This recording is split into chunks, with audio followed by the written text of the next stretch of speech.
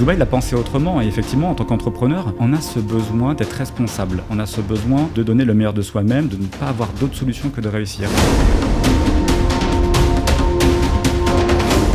Au final, avoir un ordinateur pour pouvoir développer son activité, si vous voulez, avec 600 €, la vérité, c'est que des gens le font. Dubaï, c'est pour tout le monde. Donc nous on arrive avec toute notre bienveillance, tu sais, d'Européens, donc t'as un souci, t'appelles la police, truc et tout. Bon, ici t'es à Dubaï, c'est-à-dire que tu veux passer une étape en entrepreneuriat, c'est ici que ça se passe. Et c'est vrai que pour le coup, lorsque je suis arrivé, déjà je me suis pris des petites gifles. Lesquelles? Il suffit d'une décision pour changer de vie. C'est ce que vous allez découvrir dans Le Déclic, le podcast de ceux qui font la différence. Je suis Alec Henry et depuis des années, j'ai une seule obsession, comprendre les secrets derrière la réussite. Dans chaque épisode, je donne la parole à une personne inspirante pour décrypter son parcours extraordinaire. Alors écoutez attentivement ce qui va suivre pour découvrir votre déclic. Salut Maxime. Bonjour Alec. Comment tu vas ? Ça va très bien. Eh ben écoute, ça fait super plaisir de t'avoir ici. Tu sais, je me souviens encore du moment où on marchait tous les deux le long de Gibière après notre petit café Starbucks ou je ne sais quoi. Tu me racontais les débuts de Mage. On venait de se rencontrer, c'était en 2020, sauf erreur. Ça fait maintenant 3 ans. Aujourd'hui, ça me fait super plaisir d'être présent ici avec toi. On va parler de l'entrepreneuriat ici à Dubaï. On va parler d'entrepreneuriat aussi d'ordre général. Tu es le CEO fondateur de Mage, qui est une société qui aide les expatriés français, mais pas que, à s'installer ici à Dubaï. Tu les accompagnes dans toutes les démarches administratives de création, mais aussi de gestion de leur société, tant sur le plan administratif, assurance, bancaire et d'autres choses. Tu es aussi le fondateur du Mage Business Club. J'ai pu intervenir récemment encore dans ce super business club que tu as créé. Je trouve l'initiative vraiment chouette. On va revenir sur ton parcours, on va revenir sur également ce que tu fais au quotidien et on va surtout parler de l'entrepreneuriat à Dubaï. On va essayer de casser aussi certaines croyances positives comme moins positives dans certains cas. Mais avant de démarrer, est-ce que tu peux rapidement te présenter pour celles et ceux qui ne te connaissent pas ? Oui, alors je m'appelle Maxime Gauthier, je suis donc, comme tu l'as dit, fondateur de Mage et aujourd'hui employé dans cette société puisque je suis surtout directeur général, c'est mon activité au quotidien dans laquelle je m'épanouis et avec laquelle je donne mon meilleur pour pouvoir aider ces entrepreneurs qui s'installent aux Émirats Arabes Unis. Tu notes tu mets en exergue un point, c'est tu dis employé dans cette société parce que je suis directeur général. Effectivement, tu es vraiment tout le temps au quotidien dans l'opérationnel de cette société. C'est un point d'honneur que tu veux mettre en exergue. Oui, complètement. C'est très important pour moi d'en parler parce qu'aujourd'hui, oui, on peut être investisseur d'une société, on peut en être propriétaire, mais aujourd'hui, moi, je prends plaisir en tout cas à être dans ces opérations et à m'assurer en tout cas que on peut être au top dans la qualité de service que l'on fournit à nos clients. Ouais, c'est vrai que c'est un point d'honneur que tu mets en exergue et que tu appliques. Je le vois notamment, j'ai plusieurs personnes de mon entourage qui ont pu bosser avec toi, passer par toi. J'ai pu aussi recommander à certaines reprises Mage autour de moi. Et c'est vrai qu'il y a cette réactivité constante, que ce soit lundi comme dimanche, la nuit comme le matin. On a une question, on fait une note vocale, on fait quelque chose et c'est un truc qu'on peut retrouver effectivement à Dubaï, cette qualité de service permanente. Dans certains domaines un peu moins, mais là c'est vrai que c'est bien que tu le mettes en évidence. On en parlera tout à l'heure dans quelques instants. Avant Mage, du coup, tu faisais quoi exactement ? Tu avais lancé une autre boîte en France, tu dis que tu étais dans l'hôtellerie au départ. Est-ce que tu peux nous parler un petit peu de ton parcours et ce qui fait aussi cette expérience et maturité entrepreneuriale et ce qui fait que peut-être tu as osé directement arriver ici, prendre des risques, t'en parlais aussi au début, et puis boum, tu lances ta boîte dans un pays que tu connais pas forcément, où tu connais 2-3 personnes, mais pas forcément, tu vois juste des besoins, des clients potentiels, un marché, tu te dis j'y vais. Est-ce que tu peux nous parler de avant Mage ? Écoute, avant Mage, l'entreprise précédente dans laquelle j'étais associé à 2 autres personnes et en fait, nous avions lancé les trottinettes électriques notamment en Corse, donc c'était quelque chose d'hyper intéressant. Tu dois connaître, tu sais, c'est Bird, Lime, ces trottinettes que tu prends dans la rue. Et bien voilà, c'était mon expérience entrepreneuriale avant de venir, en tout cas, et de lancer Mage. C'était hyper enrichissant, surtout dans le fait de convaincre les organismes publics. Ça demande beaucoup de travail et c'était un vrai challenge parce qu'il a fallu bien expliquer l'intérêt d'aujourd'hui d'avoir des trottinettes dans la rue. Et donc j'ai participé au développement de cette mobilité. J'y ai cru beaucoup et donc notamment avec une exclusivité sur le marché public en Corse. Donc j'avais donc ces trottinettes en Corse avec mes 2 associés de l'époque. Et ce qui m'avait évidemment forgé des connaissances et puis aussi d'un premier intérêt au niveau marketing. Et voilà. Alors après, voilà, je pense que comme beaucoup d'entrepreneurs, on a tous un parcours peut-être atypique ou autre, mais en tout cas le mien, voilà, il a été de démarrer donc assez jeune dans l'hôtellerie de luxe. J'y ai évolué assez rapidement jusqu'à des postes exécutifs et cette envie après d'entreprendre. J'avais déjà lancé ma boîte assez jeune à 18 ans, donc j'ai cette mentalité de vouloir entreprendre, créer surtout. Et beaucoup, je pense être un créatif de base et je pense surtout un créatif, et puis après, peut-être à la trentaine, être revenu sur me concentrer vraiment sur répondre à des problématiques, des besoins, et le faire avec, on va dire que Mage, si tu veux, c'est un petit peu le plus beau tableau qui découle de ma vie, de mon expérience de vie, tout ce que j'ai pu apprendre, une société où j'ai analysé quelque chose, j'ai pensé avoir un marché, j'ai touché à plein de choses avant, j'ai beaucoup appris, mais voilà, la circonstance fait que tu apprends notre projet pendant 2 ans, les trottinettes, et puis à un moment donné où tu as toute cette expérience et où en fait tout se passe exactement comme tu veux, parce que en fait c'est normal, j'ai envie de dire, tu as appris, tu as des compétences, et c'est pour ça que c'est difficile aussi de conseiller dans l'entrepreneuriat, parce que les mêmes personnes qui auraient lancé Mage au même moment, ça serait pas Mage. Donc il a fallu que ça découle de 15 ans d'expérience et de travail quotidien. J'ai consacré ma vie à travailler et à vouloir, entre guillemets, créer des choses. Donc c'est un petit peu... je veux dire, j'ai pas d'enfant aujourd'hui encore, ça a été mon premier bébé, et voilà, une vraie fierté. Ouais, c'est intéressant justement de te poser cette question, parce que la réponse est d'autant plus intéressante, et tu mets en exergue le fait que quel que soit l'entrepreneur, quel que soit le projet, la société, elle n'aurait pas été celle qu'elle est sans justement l'individu qu'il y a derrière, de par son expérience, ses acquis, ses compétences, et c'est bien que tu le mettes en avant. Au-delà de tout ça, Mage, pourquoi Mage, ça veut dire quoi ? Alors Mage au départ, c'était on va dire une association avec 3 personnes, avec qui j'étais donc dans les trottinettes avant. D'accord. Et au final, ça s'est pas fait, parce qu'en fait j'ai eu cette vision, si tu veux, où j'étais très à l'aise avec la vision que j'avais de Mage, ces problématiques que j'ai relevées. Et au final, non, pour moi, Mage, c'était un projet que je voulais prendre en main. Et j'ai décidé tout simplement de laisser mon ancienne activité. Donc, je suis sorti de cette société. J'ai donc revendu mes parts. Et pour me consacrer à 100% dans Mage, dans ce poste de directeur général, alors au départ, seul, j'ai envie de dire, dans ce poste, mais très vite, et après avoir pu évoluer, voilà. Ici à Dubaï, donc. Ouais. Que à Dubaï. Que à Dubaï, ouais. Et tu as aussi créé le Mage Business Club. Est-ce que tu peux nous en parler d'une part, et c'est quoi l'intention derrière ? L'intention, c'est répondre à une problématique, encore une fois, c'est-à-dire que tu es à Dubaï, tu es francophone, tu es entrepreneur, tu vois d'autres entrepreneurs sur Instagram autour de toi, mais il y a peu de lieux où se rencontrer entre entrepreneurs. C'est vrai. Et donc l'intention première, c'était de répondre à un besoin, il y a une problématique. Sans autre arrière-pensée que de vouloir, en fait, encore une fois, tu te dis, il y a un besoin. Et donc moi, j'avais une promesse auprès de mes clients, c'est de leur dire concrètement, je vais vous réunir et vous allez pouvoir vous rencontrer, vous entraider. Mais au-delà même de la partie business, j'ai envie de dire, c'est qu'il y a des problématiques d'expatriation. Tu as des gens qui sont en famille, qui viennent à Dubaï, qui ont 3 enfants, qui sont très contents de pouvoir échanger avec une autre famille. Ils sont entrepreneurs tous les deux, donc tant mieux, il y a des points d'ancrage. Ils partagent les mêmes valeurs ou autres, mais il y a aussi ces questions du quotidien qui sont, tiens, l'école où t'es, toi, ça se passe comment pour les enfants ? Est-ce que vous avez une nounou qui est top pour le samedi ? Et donc ça dépasse même le besoin même de l'entraide business. C'est une entraide communautaire entre entrepreneurs. Parce qu'aujourd'hui, tu as par exemple un club à Dubaï qui est la CCI, en club, qui a donc la chambre de commerce qui réunit donc des francophones, mais qui aujourd'hui accueille principalement, donc quand tu as enregistré une société, tu as 3 à 4 slots. Donc au final, qu'est-ce qui se passe ? Tu es dans un événement de la CCI, tu as beaucoup de commerciaux, tu as beaucoup de postes exécutifs, et en tout cas, pour y être allé, je me suis dit, ça a du sens d'avoir un club avec autour de toi que des entrepreneurs. Ouais. Tu as d'autres réflexions, tu as... les dirigeants directement, ouais. Exactement. On ne vient pas toutes les minutes. Tu as vu au match du Business Club, personne, à mon avis, est venu avec une carte de visite proposer un service. Moi, c'était le cas lorsque je suis à la CCI, sans dénigrer quoi que ce soit, mais concrètement, on vend de l'alcool cette semaine.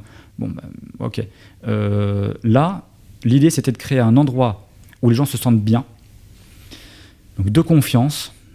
Et de confiance déjà parce qu'elle a été créée avec ses membres pour qui on a respecté notre promesse. Pour réunir aujourd'hui ces centaines de personnes à Dubaï, c'est que déjà premièrement, la promesse commerciale qui a été faite, elle a été tenue. La personne qui a été, entre guillemets, qui a pas été satisfaite par un service, elle va pas venir quand je l'appelle, lui dire on a une date le 23, elle vient pas. Donc pour le coup, c'est déjà réunir des gens qui ont déjà cette confiance avec Maj et de pouvoir ensuite leur dire vous partagez tous sans le savoir un peu les mêmes valeurs. Parce qu'en fait, on a un filtre chez Maj. Quand on, même de manière commerciale, on a un filtre qui est effectué. Donc en fait, c'est très bizarre, mais tu dois le ressentir dans le club. Les gens se sentent bien. Ouais, c'est vrai que la première fois que tu m'as invité pour la première édition, tu me disais... non mais tu sais, tous sont triés sur le volet, y a certaines personnes même que j'ai dû d'une certaine façon refuser poliment, etc. parce que je voulais justement garantir et assurer une qualité, des valeurs similaires pour chacun, etc. Alors on a évolué sur ça un petit peu et on évolue aussi parce qu'en fait je suis très à l'écoute des besoins des membres. Ouais. C'est-à-dire qu'à chaque fois à la fin de la soirée ou après, j'appelle tout le monde et je leur demande ok, qu'est-ce que tu penses de la soirée, qu'est-ce qui a amélioré. Ça en fait des appels maintenant. Parce qu'il y en a beaucoup. Hein.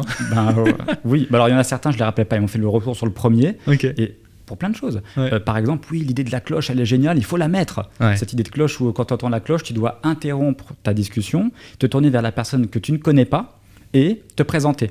Donc on accélère un petit peu la prise de connaissance avec les gens, tout ça. Ouais. Donc ça, c'était, tu vois, une idée qui avait du sens et on me l'a rappelé après, on m'a dit non, il faut le faire. Ensuite, tu as Bon, on écoute également nos intervenants, puisque Oussama Hamar, par exemple, le premier event m'a dit ils sont tous debout, pour faire des longues conférences, c'est compliqué. On s'est adapté. La fois d'après, on a plus de 110 places assises, où on a réussi dans un endroit, ils ne l'avaient jamais vu, Hôtel Indigo, ils n'avaient jamais essayé de faire ça. On a réussi à mettre 110 places assises. Et donc, pour le coup, une toute autre expérience pour les gens pendant plus d'1 heure, donc, dont tu as également été acteur, et c'était génial. Donc voilà, il y a, je pense, une vraie... On essaie d'apprendre des besoins des membres. Et donc oui, je finis sur ça. Au niveau du tri, soi-disant tri. Au départ, l'idée, évidemment, c'était de pouvoir réunir des personnes qui partagent un petit peu les mêmes valeurs et autres. J'ai décidé, en tout cas, de me dire qu'aujourd'hui, un jeune entrepreneur qui a la vingtaine, qui crée une société à Dubaï, qui vient à Dubaï, qui a créé sa société avec Maj, comment je peux ne pas lui donner accès à cette communauté ? Qui suis-je ? C'est un champion. Il a 20 ans, il vient dans un pays, il est francophone, il doit baragouiner 4 mots d'anglais. Il met ses 6 000 euros, 7 000, 8 000 euros pour créer sa société. Il vient à Dubaï. Quelle que soit son étape entrepreneuriale, c'est un champion. Et lui, alors j'avais la réflexion de me dire, mais je veux des personnes qui ont déjà atteint peut-être un certain niveau, d'un point de vue business ou autre, peut-être ça facilite certains échanges commerciaux, peu importe. Non. Très clairement, pour moi, cette étape-là, elle dit beaucoup de cette personne-là. Et en tout cas, s'il y a un filtre qui est effectué, il est sur des valeurs au sein du club qui sont mises en place avec une charte. Il y aura des valeurs en place. Ou la façon dont tu fais du business, c'est plus ça que... Exactement. Ah ouais, que je voyais, ouais. Exactement. Par contre, cette personne, entrepreneur, la vingtaine qui vient, bienvenue parce que franchement, t'es un champion. Ouais, donc clairement, limite, j'ai pas envie de dire il a plus de mérite que d'autres, mais quand même, il faut le faire. Et c'est clair, Peut-être que certains qui nous écoutent se reconnaîtront. On a aussi pas mal de jeunes qui nous écoutent parfois. Un autre point, du coup, moi j'adore ce type d'événements, de séminaires, etc. Et il en faut plus ici à Dubaï. On en parlait même avant en off. Je pense que je vais mettre ça en place parce que j'ai aussi un certain réseau. C'est aujourd'hui devenu facile pour moi de ramener 10, 15, 20, 30 personnes à ce type d'événement. Et c'est nécessaire, je pense. Et la raison pour laquelle c'est nécessaire, c'est que je sais la puissance du networking, ayant moi-même un réseau puissant. Et lorsque je rentre à Paris, par exemple, je mets en place les meetworking, des choses comme ça. Quels seraient les conseils que tu donnerais à un entrepreneur qui arrive à Dubaï pour la première fois, qui crée sa boîte et qui ne sait pas forcément comment créer du réseau. Parce que j'en parlais pas plus tard qu'il y a de ça 2 jours avec un ami qui vient de s'installer à Dubaï. On marchait tranquillement autour de GLT, etc. Et il me dit je suis venu à Dubaï parce qu'il y a des soirées networking tout le temps entre entrepreneurs francophones bienveillants, etc. Et je lui dis lesquels? Et du coup, il prenait en référence 2 soirées récentes, une dont la tienne. Mais je dis, mais tu sais, ça c'est quand même assez exceptionnel, il n'y en a pas autant que ça. Comment je fais pour développer mon réseau? Et c'est vrai que beaucoup de gens se posent la question, comment faire pour développer son réseau lorsque l'on est à Dubaï, lorsque l'on est entrepreneur francophone à Dubaï? Quelles sont les pistes, les réponses que tu pourrais donner pour ça? Écoute, je pense que le MASH Business Club répond parfaitement à ça, et pour plusieurs raisons. La première, c'est que en tant qu'entrepreneur, tu arrives à Dubaï, tu dois te focaliser sur ton développement déjà, et tu as donc cette notion d'investissement en termes de temps. Ça veut dire qu'effectivement, si c'est pour aller à tous les meet-ups de Dubaï, effectivement, tu as meetup.com, tu peux aller rencontrer des entrepreneurs de toutes les nationalités tous les jours, mais je ne sais pas si à la fin du mois, réellement, ta structure va se développer si vite que ça. Donc il y a une notion d'optimisation du temps et d'aller aux bons endroits, rencontrer les bonnes personnes. Et aujourd'hui, en tout cas, à l'heure actuelle, le MASH Business Club, c'est un endroit où, là en l'occurrence la dernière date, c'était le 16 mars, tu as 120 entrepreneurs, des champions. Je mets au défi quiconque de réunir, toi, dans la même soirée, tu as des gens pour t'approcher, tu sais que c'est pas facile. Aujourd'hui, ils sont en France, n'importe où autre. Alec, Oussama, Jody Cavalli, des avocats, comptables sur place, des gens qui sont le meilleur garagiste à qui j'ai dit, parce que je l'ai trouvé, il s'appelle Eddy, je lui ai dit écoute, avec César Motors, je lui ai dit viens dans la soirée parce que c'est hyper intéressant, ça fait 10 ans que tu es à Dubaï, tu as un garage, viens te présenter, tu es entrepreneur. Donc pour rencontrer autant de personnes, j'ai envie de dire de qualité. De qualité en tout cas, je sais pas, mais je sais que j'ai déjà eu des retours de gens qui ont fait des posts en disant mais ils ont halluciné. Il faut se mettre à la place de la personne qui est en France, qui est auto-entrepreneur, sans rien dénigrer, qui est à Rouen dans son coworking, qui arrive à Dubaï et qui peut accéder du jour au lendemain à une soirée avec autant de personnes qui sont médiatisées, qui sont énervées dans le travail. Tu te prends une gifle. Et cette gifle-là, je peux te dire, c'est pas moi qui le dis, c'est que j'ai des posts sur LinkedIn de gens qui ont bugué. Ouais, non, je te rejoins et j'en ai rencontré un d'ailleurs à la soirée qui fait partie, je pense, de ce genre de personne qui lui, du côté de Toulouse ou quelque chose comme ça, super sympa. Et il me dit, mais purée, c'est une claque que je me prends là. Et ça revient, tu vois, à ce truc de quand j'évoquais le début de j'arrive à Dubaï, j'ai une claque énorme. Et là où, tu vois, alors moi je viens d'une ville à Avenches en Suisse où il y a limite plus de vaches que d'habitants, tu vois, vraiment la campagne. Aujourd'hui, c'est clair que tu as certaines personnes avec qui j'étais à l'école ou autres qui comprennent pas du tout ce que je fais et comment j'ai pu en arriver là, surtout d'où je pars. Mais j'arrive à Avenches, t'es le haut du panier, tu vois, et je dis ça de manière très humble et je veux pas paraître péteux ou présomptueux, mais t'es le haut du panier par rapport à ce que tu as pu accomplir d'un point de vue professionnel. Je prends juste ça en considération. C'est factuel. Alors que quand tu arrives à Dubaï, t'es rien, t'es tout petit. Que tu aies 5, 10, 20, 100 millions sur ton compte, tu restes petit. Et tu restes justement dans cette dimension où tu as tout à apprendre, tu as énormément de gens à découvrir et tu dois faire preuve d'humilité pour pouvoir justement évoluer, développer, avancer.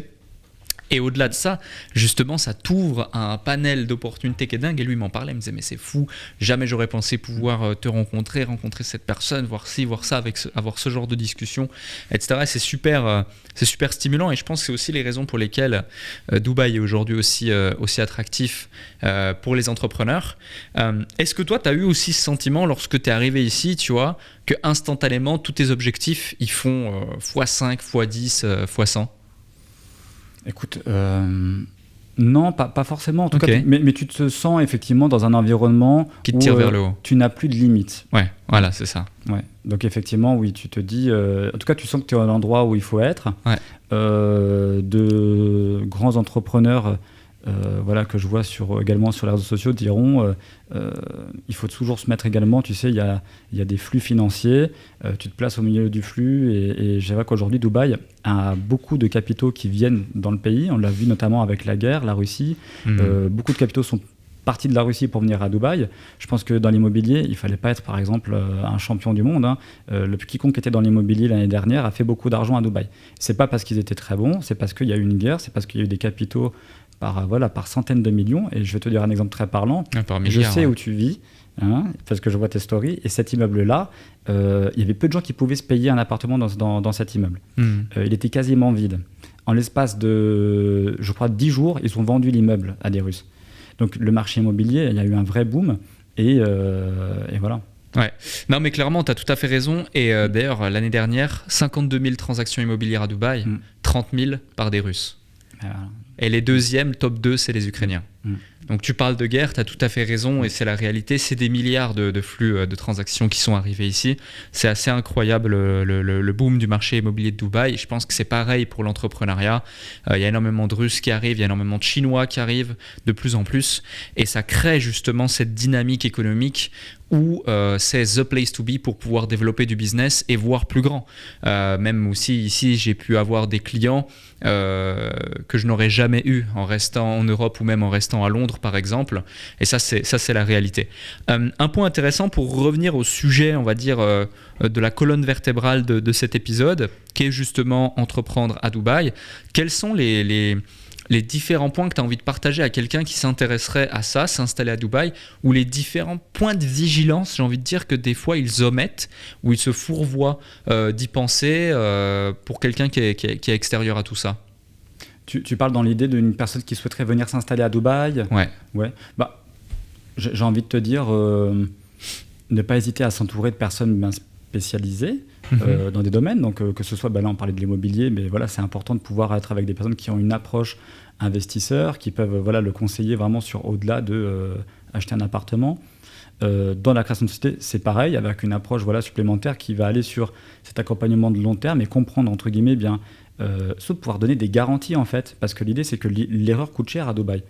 L'erreur coûte cher quel que soit ce que vous allez faire.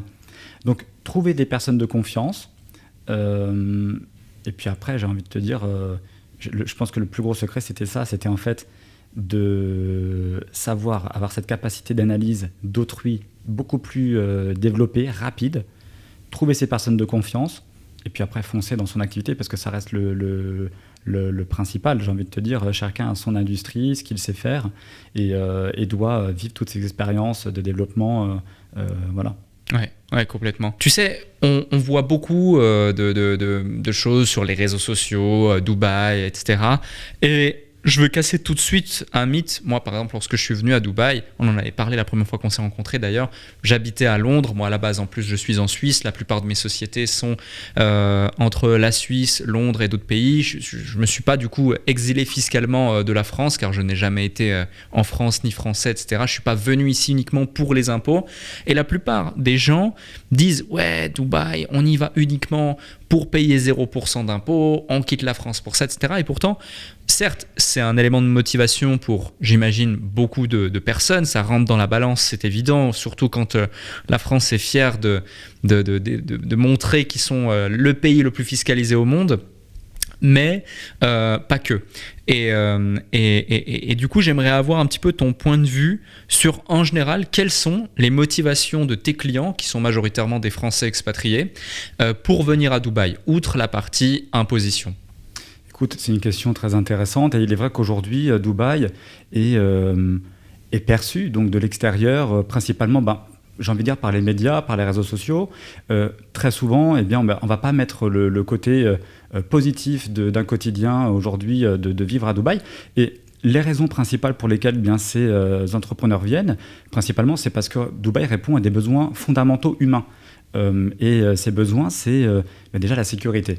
La sécurité, pourquoi ? Parce qu'on a beau être, par exemple, un homme, j'ai grandi, j'ai vécu à Paris, et Paris, aujourd'hui, lorsqu'on prend des transports en commun, lorsqu'on est dans certains quartiers le soir, en fait, on ne s'en rend même plus compte, mais on a toujours cette petite boule aux ventes, parce qu'en fait, on doit toujours être attentif à ce qui se passe autour de nous. C'est vrai. C'est quelque chose qui devient complètement naturel et en fait, on ne s'en rend même plus compte. Et c'est quelque chose qui disparaît complètement lorsque l'on vient vivre dans une ville comme Dubaï. Donc déjà, la première chose, c'est effectivement une vraie réussite au niveau du fait qu'il n'y ait pas du tout d'insécurité. La deuxième, et alors je vais parler évidemment par rapport à la France, parce qu'aujourd'hui, c'est vrai qu'on s'adresse principalement à une communauté francophone, donc on va parler à la France, la Belgique, mais eh bien, c'est ce côté multiculturel qui, pour moi, est une preuve de réussite, de cohésion sociale.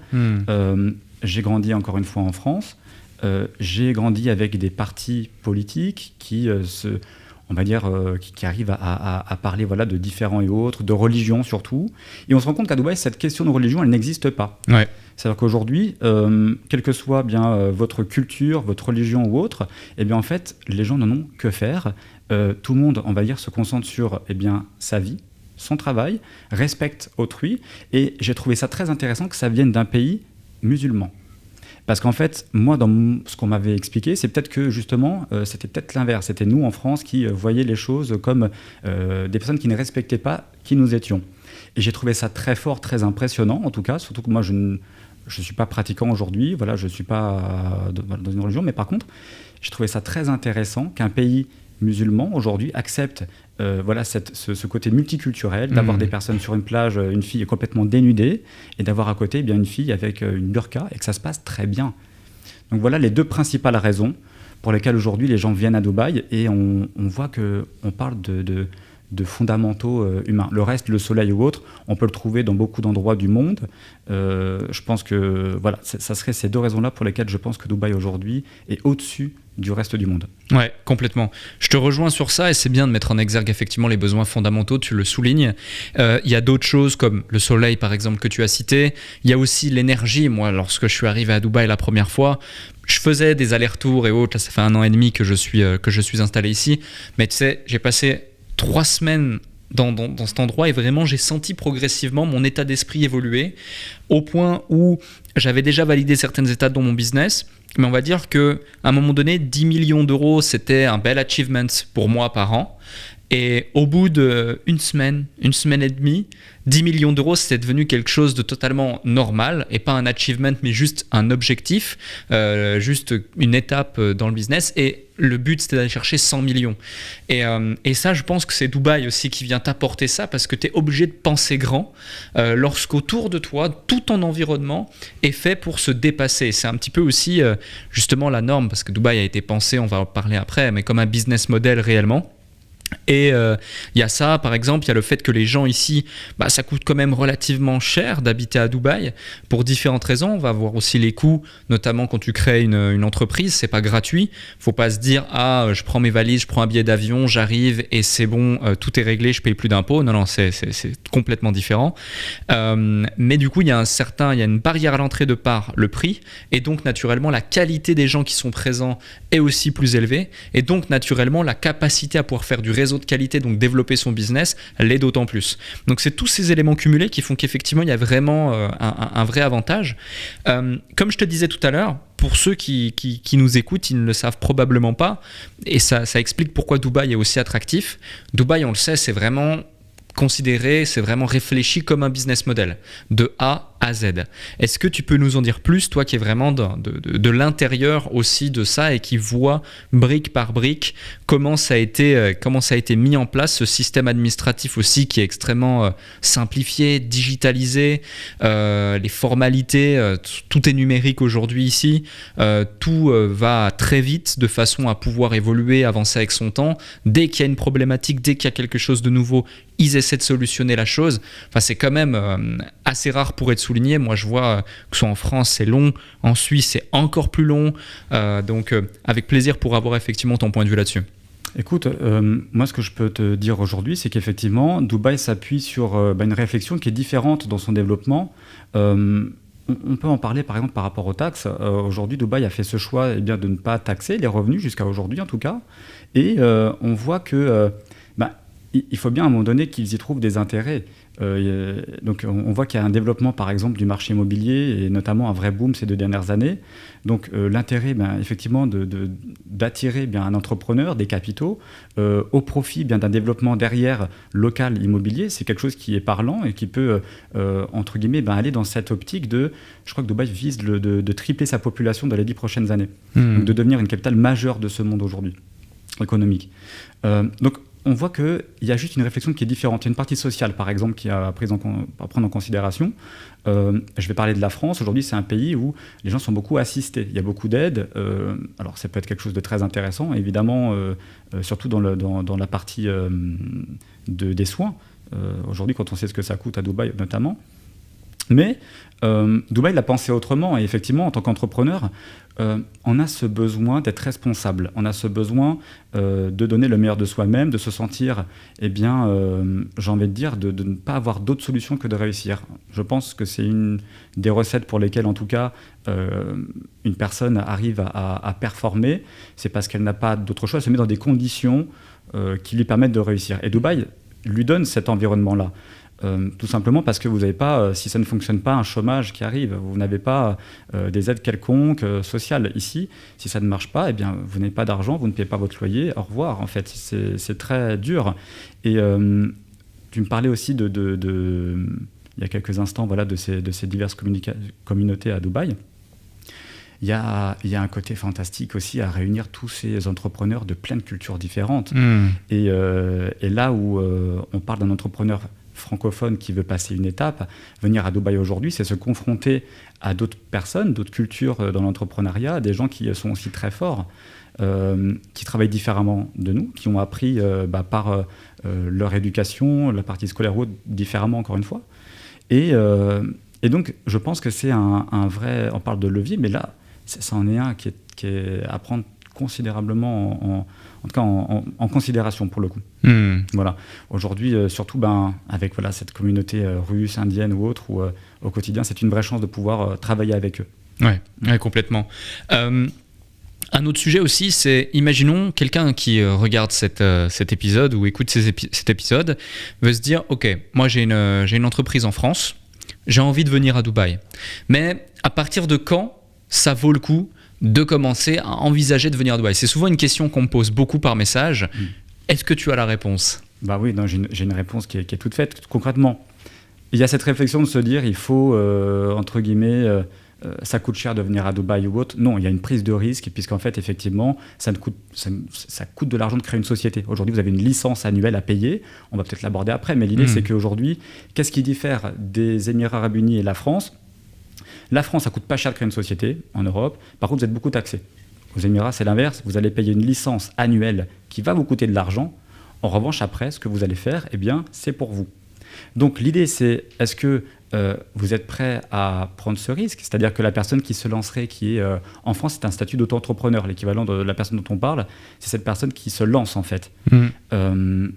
Dans une optique de développement, lorsque cette personne fait, on va dire un exemple, 10 000 euros aujourd'hui de bénéfices en France, il est évident que, à comparaison entre ces deux juridictions, lorsque vous êtes à Dubaï et que vous pouvez investir dans soit des ressources pour déléguer, accélérer votre développement, ou dans de la communication, avoir plus de visibilité pour avoir du revenu commercial, il est évident que c'est plus intéressant d'être à Dubaï. Donc, est-ce que la question à se poser, c'est est-ce que vous êtes prêt à prendre ce risque d'investir cette somme de départ en tout cas, pour moi, je pense qu'un entrepreneur doit prendre des risques. Ouais, je te rejoins tout à fait. C'est vrai que finalement, c'est un risque, c'est une sorte de risk management à prendre parce que tu déménages à Dubaï.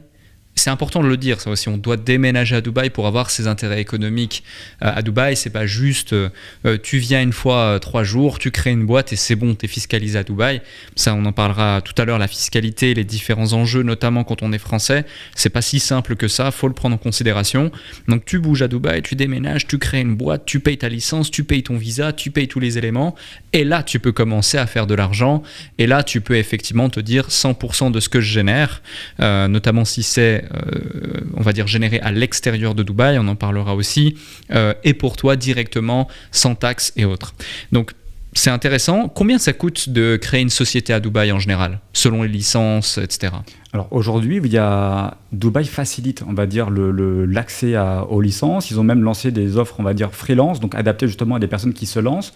Donc tout est fait pour, on va dire, réduire ses coûts administratifs, donner la chance aux gens de venir à Dubaï. Une ordre d'idée, c'est entre 15 000 dirhams et 50 000 dirhams, donc entre 3 000 et 8 000 euros aujourd'hui pour se lancer à Dubaï avec une société créée, un visa de résidence qui est, j'ai envie de dire, quasi obligatoire pour pouvoir traiter avec le monde bancaire à Dubaï. Et voilà ce que ça vous coûterait de vous lancer aujourd'hui à Dubaï. C'est quoi les différentes étapes justement? Imaginons, voilà, je prends la décision, j'arrive à Dubaï. Maxime, je suis là, je suis sur le terrain, j'ai envie de créer ma boîte, j'ai envie de mettre en place mon visa, j'ai envie d'ouvrir un compte bancaire, pro, perso, pour pouvoir avancer dans ces démarches. C'est quoi les différentes étapes et combien de temps en général ça prend pour mettre en place tout ça? Alors, la première étape, c'est évidemment une étape d'analyse, de réflexion, parce que la personne, comme on l'a dit, elle prend un risque, elle décide justement de se lancer dans cette constitution de société à Dubaï. Et cette première étape, elle peut se faire, et elle a tout intérêt à se faire à distance. Ça, c'est un premier élément qui est important. Cette personne va pouvoir en fait économiser déjà des frais administratifs, puisque lorsqu'elle va arriver à Dubaï, elle sera déjà en partie résidente, et dès son jour d'arrivée, on va pouvoir entamer sa procédure de validation de résidence. Donc voilà, il y a une économie qui est quand même assez importante. On parle de 400 euros par visa. Donc lorsque les personnes sont 2-3 en plus de ça dans une société, ça fait une petite économie, billets d'avion, tout ça. Ça, c'est une première chose. La deuxième, c'est qu'il y a un gain de temps sur la validation de la résidence à Dubaï. Et donc, cette personne va pouvoir plus vite avoir un compte bancaire et va pouvoir plus vite également peut-être avoir un logement. Donc, c'est-à-dire qu'elle va gagner 3 semaines de procédure administrative à Dubaï, ce qui fait qu'elle va plus rapidement avoir son logement, sa société, son compte bancaire. Donc ça, c'est le premier point. Elle a tout intérêt à commencer en dehors du pays, depuis son pays d'origine. Donc, on va partir sur une période, on va dire, entre 3 à 5 jours pour la création de sa société. Cette création de société, il est important de préciser qu'aujourd'hui, il y a une étape administrative qui est concrètement, quel type de société elle va devoir choisir. Quel type d'activité, quel type de société. Exactement. Donc, il faut savoir que comme en France, vous avez différents types de structures, sole entrepreneurship, une LLC qui vous protège ou autre. Et ça, déjà, c'est un choix qui doit être fait dès le départ, parce qu'après, vous ne pouvez pas le modifier, votre société ne peut pas être modifiée, en tout cas en free zone. Et donc, il est important de sélectionner donc, la bonne structure et ensuite les activités associées. Cette activité, elle va vous permettre après d'exercer, surtout en fait, de facturer vos services et d'être, on va dire, de répondre à la loi en fait. Et donc voilà, vous avez cette étape de création de société. Une fois que votre société est créée, vous allez pouvoir vous auto-employer en tant que, par exemple, directeur général de votre propre société. Et du fait que vous y soyez donc employé, vous pouvez obtenir un visa de résidence. Ce visa de résidence, il vous permet donc de pouvoir séjourner à Dubaï sans aucune limite et restriction. Et alors, attention tout de même, certains types de visas vous obligent à ne pas quitter le pays plus de 6 mois, sans quoi vous perdez votre visa de résidence. Donc ça, c'est intéressant, c'est en tout cas à avoir en tête. C'est-à-dire que vous ne pouvez pas aujourd'hui, avec certains montages, avoir une société à Dubaï, venir une fois par an, ça ne fonctionne pas comme ça. Donc une fois cet emploi pour vous-même en tant que directeur général fait, vous allez pouvoir venir à Dubaï valider votre résidence par des étapes qui sont aujourd'hui très simplifiées de visite médicale, de prise d'empreinte et enfin de signature de votre compte bancaire professionnel, qui est une étape importante puisqu'aujourd'hui il en va en fait de pouvoir bien tout simplement encaisser vos revenus et surtout à l'international et cela contre une facture, c'est-à-dire que vous allez facturer un service et donc transmettre vos coordonnées bancaires de société pour pouvoir encaisser auprès de sociétés ou de particuliers internationaux. Ouais, complètement. Je reviens sur cette partie validation de la résidence. Moi, du coup, je l'ai fait pour celles et ceux qui se posent la question. C'est incroyable. Moi, je me souviens encore. J'arrive au bureau quand la personne qui s'occupait de tout ça pour moi. Hop, je signe 2 papiers, tac, j'ai son chauffeur qui vient, qui me prend, hop, visite médicale, on fait la visite médicale, ça dure littéralement 20 minutes. En plus, j'avais un pass VIP ou autre, je passe devant tout le monde, tout est fait pour le service. Ensuite, hop, Visite médicale terminée, on te check, on te met un tampon, c'est nickel. Visite, je sais plus, visite des yeux ou visite de je ne sais quoi, ou c'était autre chose, ça c'était pour le permis de conduire, enfin bref. Ensuite, autre rendez-vous, empreinte digitale, hop, c'est bon, signé, tampon, c'est parfait. T'attends 2-3 jours, tout est réglé. Et c'est vrai que c'est incroyable, même pour par exemple le compte bancaire, quelqu'un est venu chez moi pour que je signe des documents. 2 jours plus tard, j'ai quelqu'un qui vient chez moi avec une petite machine. Il me fait mettre mon doigt dans la petite machine. Ça valide instantanément le fait que c'est bien moi avec mon empreinte digitale. Il me donne mon Emirate ID. Ensuite, 2 jours plus tard, petite machine, Emirate ID, empreinte digitale. On me donne ma carte bancaire perso. 2 jours plus tard, on me donne ma carte bancaire pro. Et c'est bon, là, on peut commencer à faire du business. Et c'est vrai que c'est ces démarches que je trouve extrêmement intéressantes où au final, il n'y a pas de formalité complémentaire compliquée, on ne te pose pas 36 000 questions, tu es là pour avancer. Et j'ai déjà eu à un certain moment, tu vois, ma banque personnelle qui m'a appelé pour, à un moment donné, justifier un bon nombre de mes transactions, faire un contrôle de routine en gros. J'ai envoyé tous les éléments qui demandaient pour que ça soit bon. Depuis, je n'ai pas eu une seule question, pas eu un seul problème. Quel que soit le montant des transactions qui ont pu être envoyées ici à l'intérieur du pays ou à l'extérieur. Et ça, c'est hyper intéressant, je trouve. Maintenant, du coup, revenons sur un point quand même qui est intéressant, c'est la différence entre mainland et free zone. Est-ce que tu peux nous expliquer cette différence d'une part et puis aussi la différence de licence qu'on peut avoir? Ça, c'est quelque chose que je ne savais pas forcément, que tu m'as appris notamment, c'est que dans les free zones, il y a des free zones plus ou moins chères, il y a des free zones qui permettent plus ou moins de faire ceci ou cela, et ça, la plupart des gens en fait ne sont pas au courant et vont simplement aller chercher un prestataire pour les accompagner dans cette démarche de création. Et moi, je recommande à 100% des gens qui s'intéressent au fait de venir à Dubaï de se faire accompagner par un prestataire, que ce soit avec Maj, directement toi, tes équipes. Il y aura le lien d'ailleurs de Maj justement sous la vidéo, sous le podcast. Et moi, je recommande Maj auprès des personnes qui m'entourent. Donc, je recommande ceux qui regardent et écoutent ce podcast à faire cette démarche avec vous, mais aussi auprès peut-être d'autres personnes dans ce cas-là, mais vraiment faites-vous accompagner parce que ça peut être très complexe, il y a plein de choses dont on n'est pas au courant, notamment ces choses-là. Je rebondis sur ce que tu dis. Aujourd'hui, effectivement, il y a des facilités qui sont faites par le gouvernement parce qu'ils y ont un intérêt, évidemment, que vous y soyez résident. Donc cette étape de visite médicale, cette prise d'empreinte, toutes ces choses sont aujourd'hui simples et font un petit peu cette magie de Dubaï où tout est simple, mais pas que dans cette chose-là. Et c'est vrai qu'aujourd'hui, tu vois des gens qui achètent des appartements, on leur envoie des liens Stripe à distance pour avoir un deposit. C'est incroyable. Ouais. Tu vois qu'aujourd'hui, c'est un quotidien qui est fait de choses faciles. À minuit, tu veux te faire livrer des bouchons d'oreilles pour dormir. Ça a une application, 2 minutes après, tu as quelqu'un qui tape à ta porte et c'est du vécu. C'est quelque chose d'assez impressionnant. Donc ça, c'est vrai que c'est une première étape. Maintenant, j'appuie vraiment sur le fait qu'aujourd'hui, tu vois cette constitution de société, mais l'idée étant de prévenir en tout cas et de garantir des flux financiers. Aujourd'hui, c'est comme en France ou en Europe ou partout, en fait, tu as donc une structure juridique en place qui requiert certes des connaissances pour pouvoir ne pas se tromper sur ça, et il y a tout un intérêt derrière. Et c'est surtout, entre guillemets, le travail aujourd'hui d'un conseiller, ça va être de t'apporter ces connaissances avec divers experts réunis. C'est ce que fait Maj aujourd'hui. Je vais donner un petit exemple. Lorsque tu crées une société, en tout cas, je vais te parler de ce que font aujourd'hui les gens à Dubaï et ce que fait Maj. Et pourquoi Maj aujourd'hui s'est imposé dans son secteur. Aujourd'hui, les gens vendent des sociétés à Dubaï. Ça veut dire qu'en fait, ils y voient donc leurs intérêts de vendeurs. Qu'est-ce qu'ils font ? Et je me permets, je fais une petite parenthèse.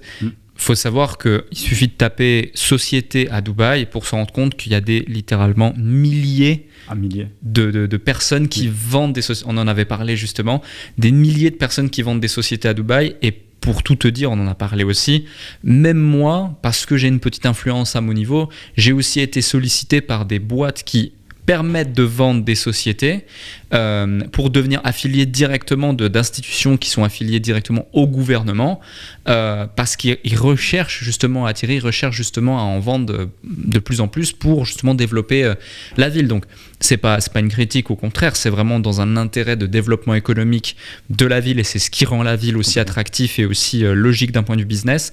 Mais il faut quand même mettre en exergue que tu es dans un environnement concurrentiel d'océan rouge Et c'est la raison pour laquelle tu essaies de te démarquer, et tu te démarques aujourd'hui par la qualité de service et par le fait d'avoir un écosystème complet autour. En tout cas, je vais t'expliquer cet écosystème.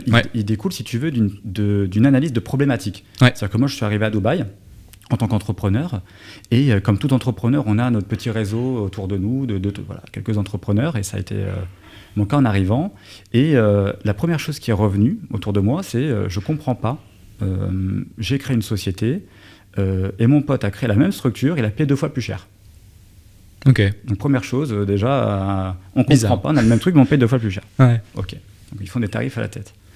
C'est revenu une fois ou deux. Et ensuite, ce qui revenait constamment, c'était des problématiques au niveau bancaire. Ouais. J'ai une société, mais je n'ai pas de compte bancaire. On n'a jamais réussi à m'ouvrir un compte bancaire. On m'avait promis qu'il n'y aurait pas de problème. Je fais partie de ce genre de personnes. Au début, c'était infernal. Bon, en tout cas, voilà. Et ça revenait constamment. Ouais. Donc, si tu veux, moi, aujourd'hui, je n'ai pas créé une société pour créer des sociétés. Moi, ce que j'ai fait, c'est je n'ai que, entre guillemets, en tant qu'entrepreneur, quand je dis que, c'est... voilà, mais j'ai souhaité répondre à des problématiques. Et qu'est-ce que j'ai fait ? Eh bien, j'ai pris des actions pour pouvoir le faire. Qu'est-ce que j'ai fait très simplement ? J'ai pris un banquier qui a 15 ans d'expérience à Dubaï, je l'ai internalisé et je lui ai expliqué entre guillemets ce projet. Je lui ai dit voilà, concrètement aujourd'hui il y a des problématiques parce que les gens ne comprennent pas ce qui se passe dans une banque. Pourquoi est-ce qu'on accepte une société à avoir un compte bancaire ? Pourquoi est-ce qu'on la bloque peut-être au niveau de ses transactions ? Donc moi j'ai besoin en tout cas qu'on ait une connaissance parfaite et intégrale de ce qui se passe dans une banque. Et ce que j'ai réussi à faire, en tout cas, c'est à avoir cette relation totalement différente, non pas d'être face à un conseiller bancaire. Aujourd'hui, c'est la proposition faite à Dubaï. Vous venez, vous êtes face à un banquier dans une banque. Donc vous êtes face déjà à un vendeur, parce qu'il est conseiller bancaire. Il n'est pas dans un poste décisionnaire ou autre, mais il est bien là pour vous vendre des produits bancaires. Donc lui, sa stratégie, c'est de dire, moi, j'ai 15 personnes aujourd'hui qui sont devant moi.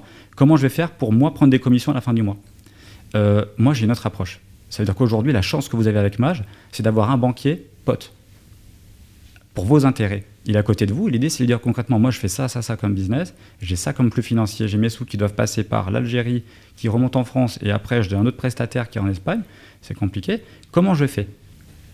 J'ai aussi des gens qui me payent en cash aujourd'hui. Parce que voilà, j'ai des gens qui ont du cash, ils veulent me payer en cash. Ils ont le droit intégralement. Comment je fais ? Quelles sont les limites ? Parce que moi, je ne veux pas être embêté. J'ai qu'un seul Maxime Gauthier à Dubaï. Si demain, je suis blacklisté au niveau des banques, c'est fini. Concrètement, je peux aller chercher notre juridiction, j'aurai des impôts. Ou je me fais une offshore paumée, je serai avec 1 an pour ouvrir un compte bancaire, comme le Panama, tout ça. Donc l'idée, ça a été d'offrir premièrement une expérience bancaire inégalée et inaccessible. La deuxième, ça a été d'avoir une approche bienveillante au niveau des taxes. C'est-à-dire... une personne qui vient me voir, qui veut créer une société, tout à l'heure tu as dit, voilà, on ne peut pas être résident fiscal à Dubaï juste en y créant une société. Mais allez taper à la porte de toutes ces sociétés sur Internet, mais si c'est pour avoir une vente à la fin du mois, je peux vous assurer qu'ils vont vous dire que vous ne payez pas d'impôts, créez votre société. S'ils ont un jeune de 20 ans qui a de l'argent, ils y voient leurs intérêts. Et qu'est-ce qui a fait, entre guillemets, que Maj aujourd'hui en est là, après 3 ans ? C'est une approche complètement différente de conseil. C'est-à-dire de dire à une personne, non, ça ne fonctionne pas comme ça. Tu es en France, tu crées une société à Dubaï, tu n'as aucune raison que cette société soit à Dubaï aujourd'hui. Pourquoi sinon tout le monde serait en France, facturé depuis Dubaï, et puis la vie est belle concrètement. Donc ça ne fonctionne pas comme ça. Par contre, de refuser ce client, il y a vu un service et une bienveillance réelle qui fait que cette personne-là, elle est entrepreneur. Elle a un réseau autour d'elle. Et les 5-10 personnes qui lui ont dit le mot Dubaï, je sais qui me les a envoyées. Et ça a été, entre guillemets, aujourd'hui, pourquoi Maj en est là ? Parce que j'ai su, entre guillemets, m'entourer de réels experts. J'ai surtout aussi investi. Les autres, apparemment, ils n'ont jamais pensé à qu'est-ce qu'il faut pour avoir un banquier, un expert comptable, commissaire aux comptes en France, qui a cette double casquette entre les Émirats et la France. Donc, il fallait à un moment donné se dire, est-ce que je me paye moi ou est-ce que je paye des gens pour que ma société soit au top ? Et ça, j'ai fait ce choix-là. Et c'est pour ça qu'aujourd'hui, j'appuie sur le fait qu'il y a une création de société, mais il y a surtout une approche de conseil. Moi, aujourd'hui, je facture des frais de service de conseil. Donc, est-ce que je vends, entre guillemets, j'aide Dubaï à se développer et je me fais payer pour ça ? Non, je ne suis pas une boîte de marketing qui vend Dubaï.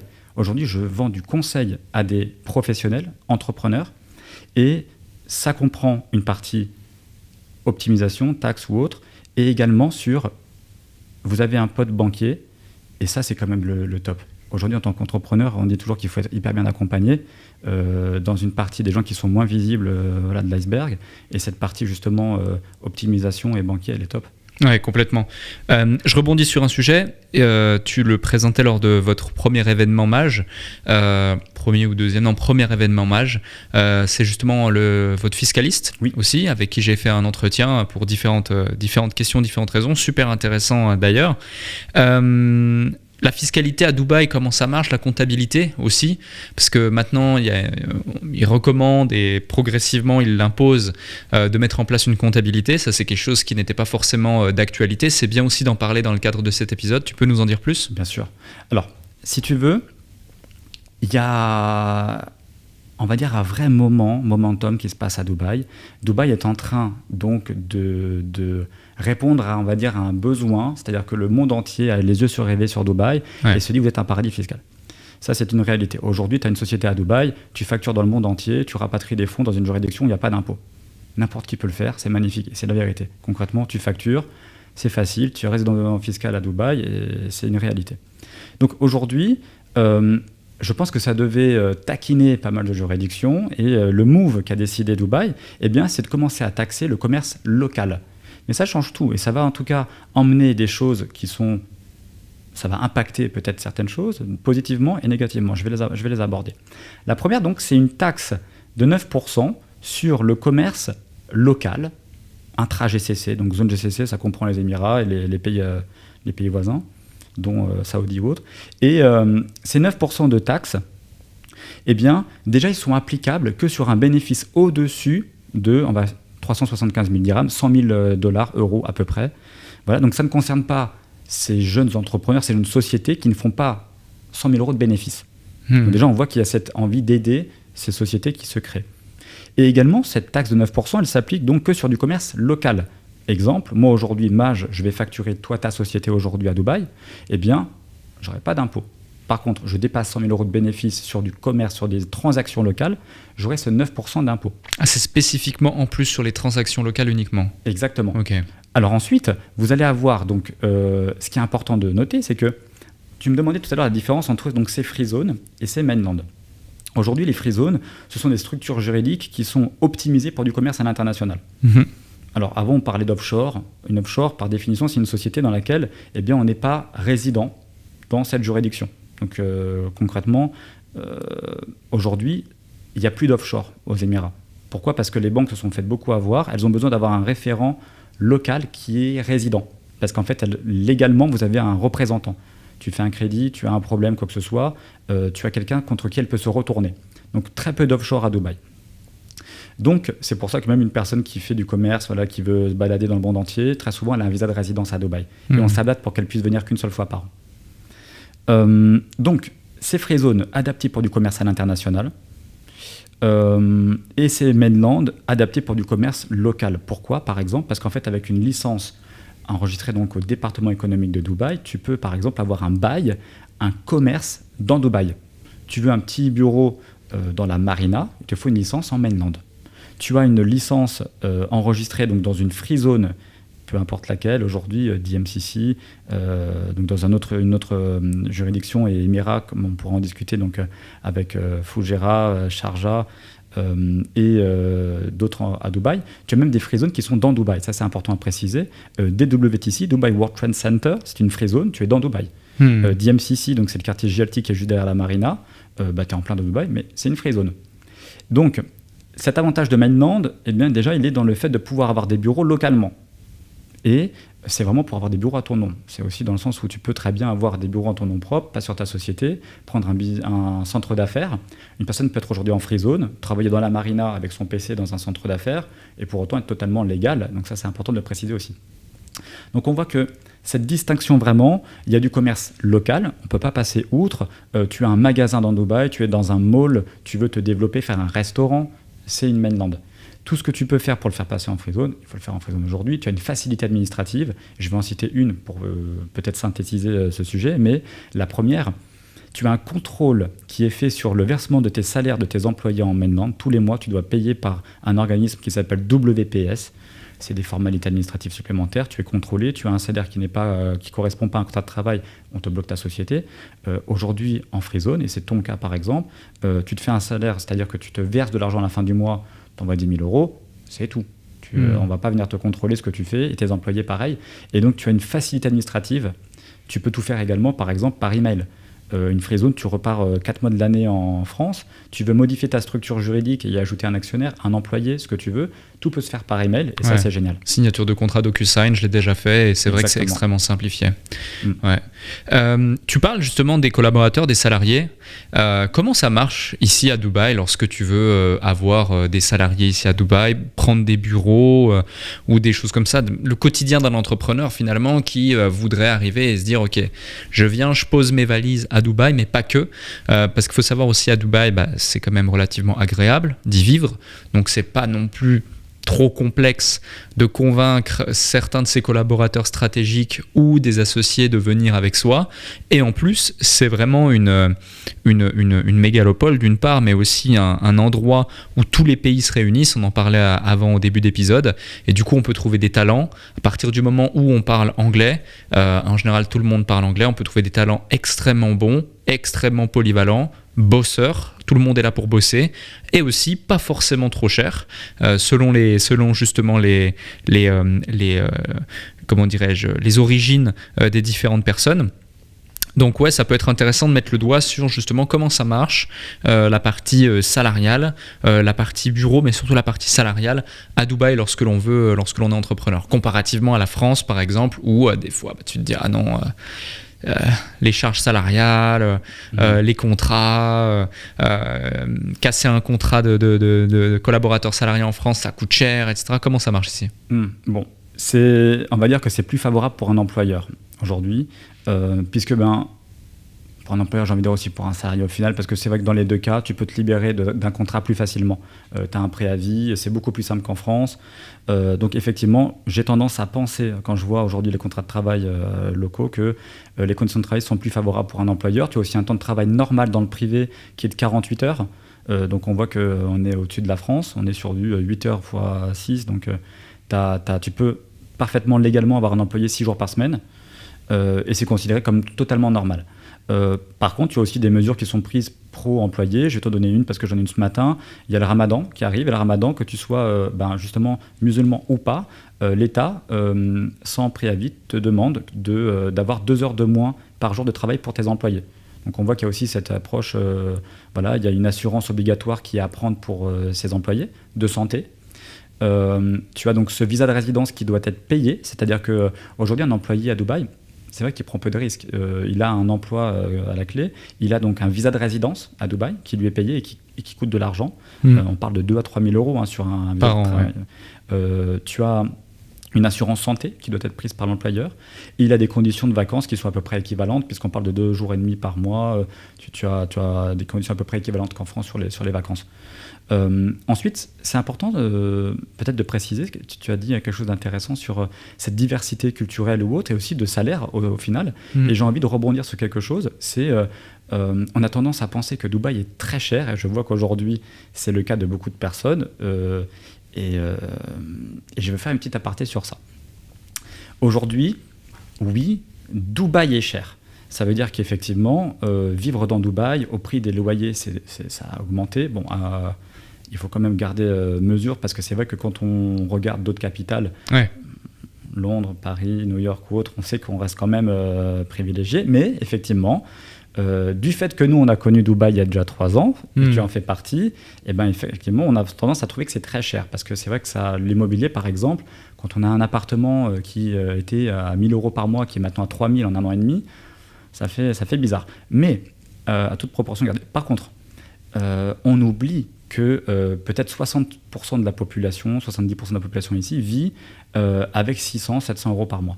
Et ça, je le précise parce que c'est hyper important. On a des personnes qui démarrent, tu l'as dit, qui sont des freelances ou autres en France, qui se posent la question de venir à Dubaï pour se lancer. On a parlé de coûts de constitution de société, administratifs ou autres, qui sont importants. Mais on sait que dans cette étape-là, au début, il y a une balance à trouver qui est que la vérité, c'est qu'il faut optimiser ses dépenses, dépenser le moins possible.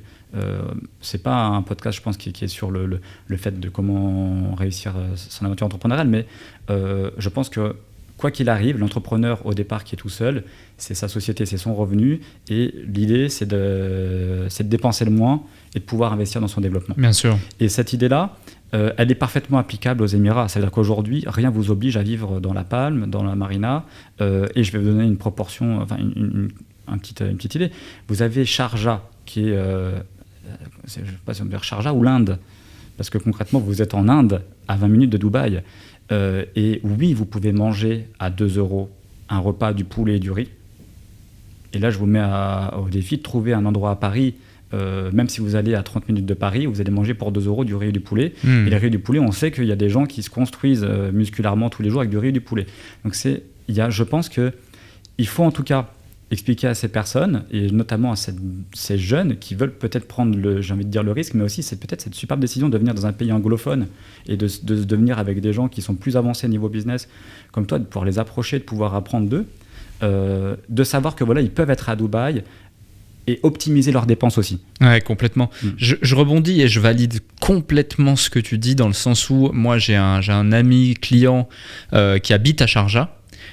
Donc il est francophone en Inde.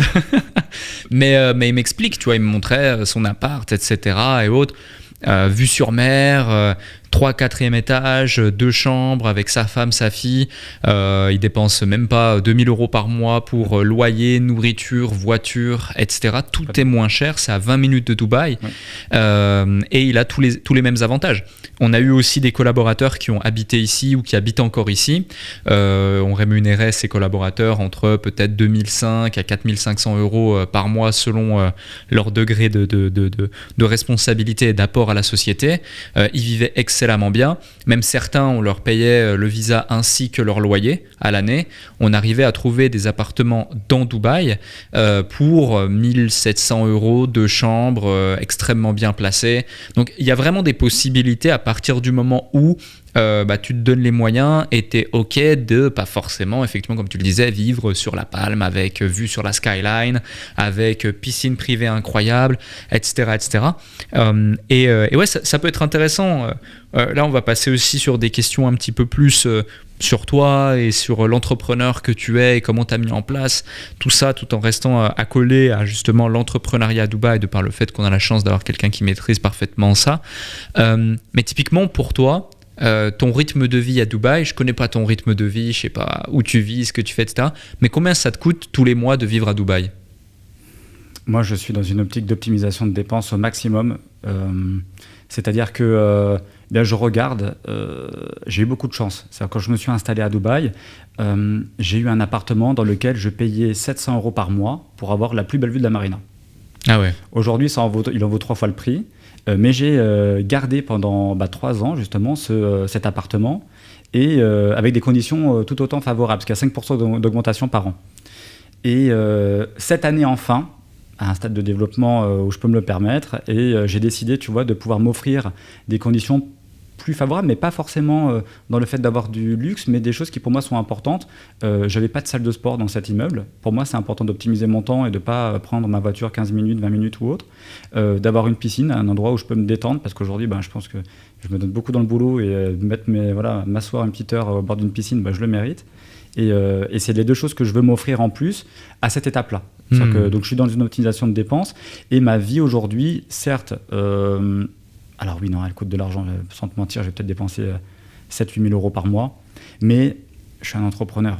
C'est-à-dire qu'en fait, c'est pas des dépenses pour moi de fun, c'est que de l'investissement. Ouais. Qu'est-ce que c'est pour moi des dépenses ? C'est des investissements. C'est-à-dire que concrètement, moi, je dépense pas 50 € pour faire le ménage. Je dépense 50 € pour gagner 2 heures et pas le faire. Et donc tu comprends que quand tu mets 8, c'est parce que derrière tu as une autre notion de l'argent. On ne voit plus les choses pareilles lorsqu'on est entrepreneur. Complètement. Donc je dirais pas de dépenses. J'investis 8 000 € dans de l'optimisation de temps, et je m'accorde depuis cette année en tout cas un lieu de vie qui me permet de pouvoir me détendre un peu plus. Ouais, c'est intéressant de te poser cette question parce que ça répond aussi à la question de globalement combien il faut prévoir pour venir à Dubaï, s'installer, etc. et vivre. Moi, je dirais qu'il faut prévoir entre 5 et 10 000 € au moins pour pouvoir vivre confortablement. Mais on peut très, très, très, très, très bien vivre aussi avec 2 000 entre 2 et 5 000 euros par mois, on peut commencer à bien vivre quand même à Dubaï, avoir un appartement sympa, pouvoir sortir de temps en temps, etc. Oui, et puis tu sais, je pense qu'on se crée évidemment des besoins supplémentaires aussi de par voilà, le fait qu'on gagne plus d'argent. Maintenant, on oublie que la quasi-totalité des gens qui viennent de France ne viennent pas forcément de zones balnéaires ou autres. Et le simple fait de pouvoir aller à la plage, quand tu termines le soir, d'aller 2 heures sur une plage, c'est super et ça ne coûte pas d'argent.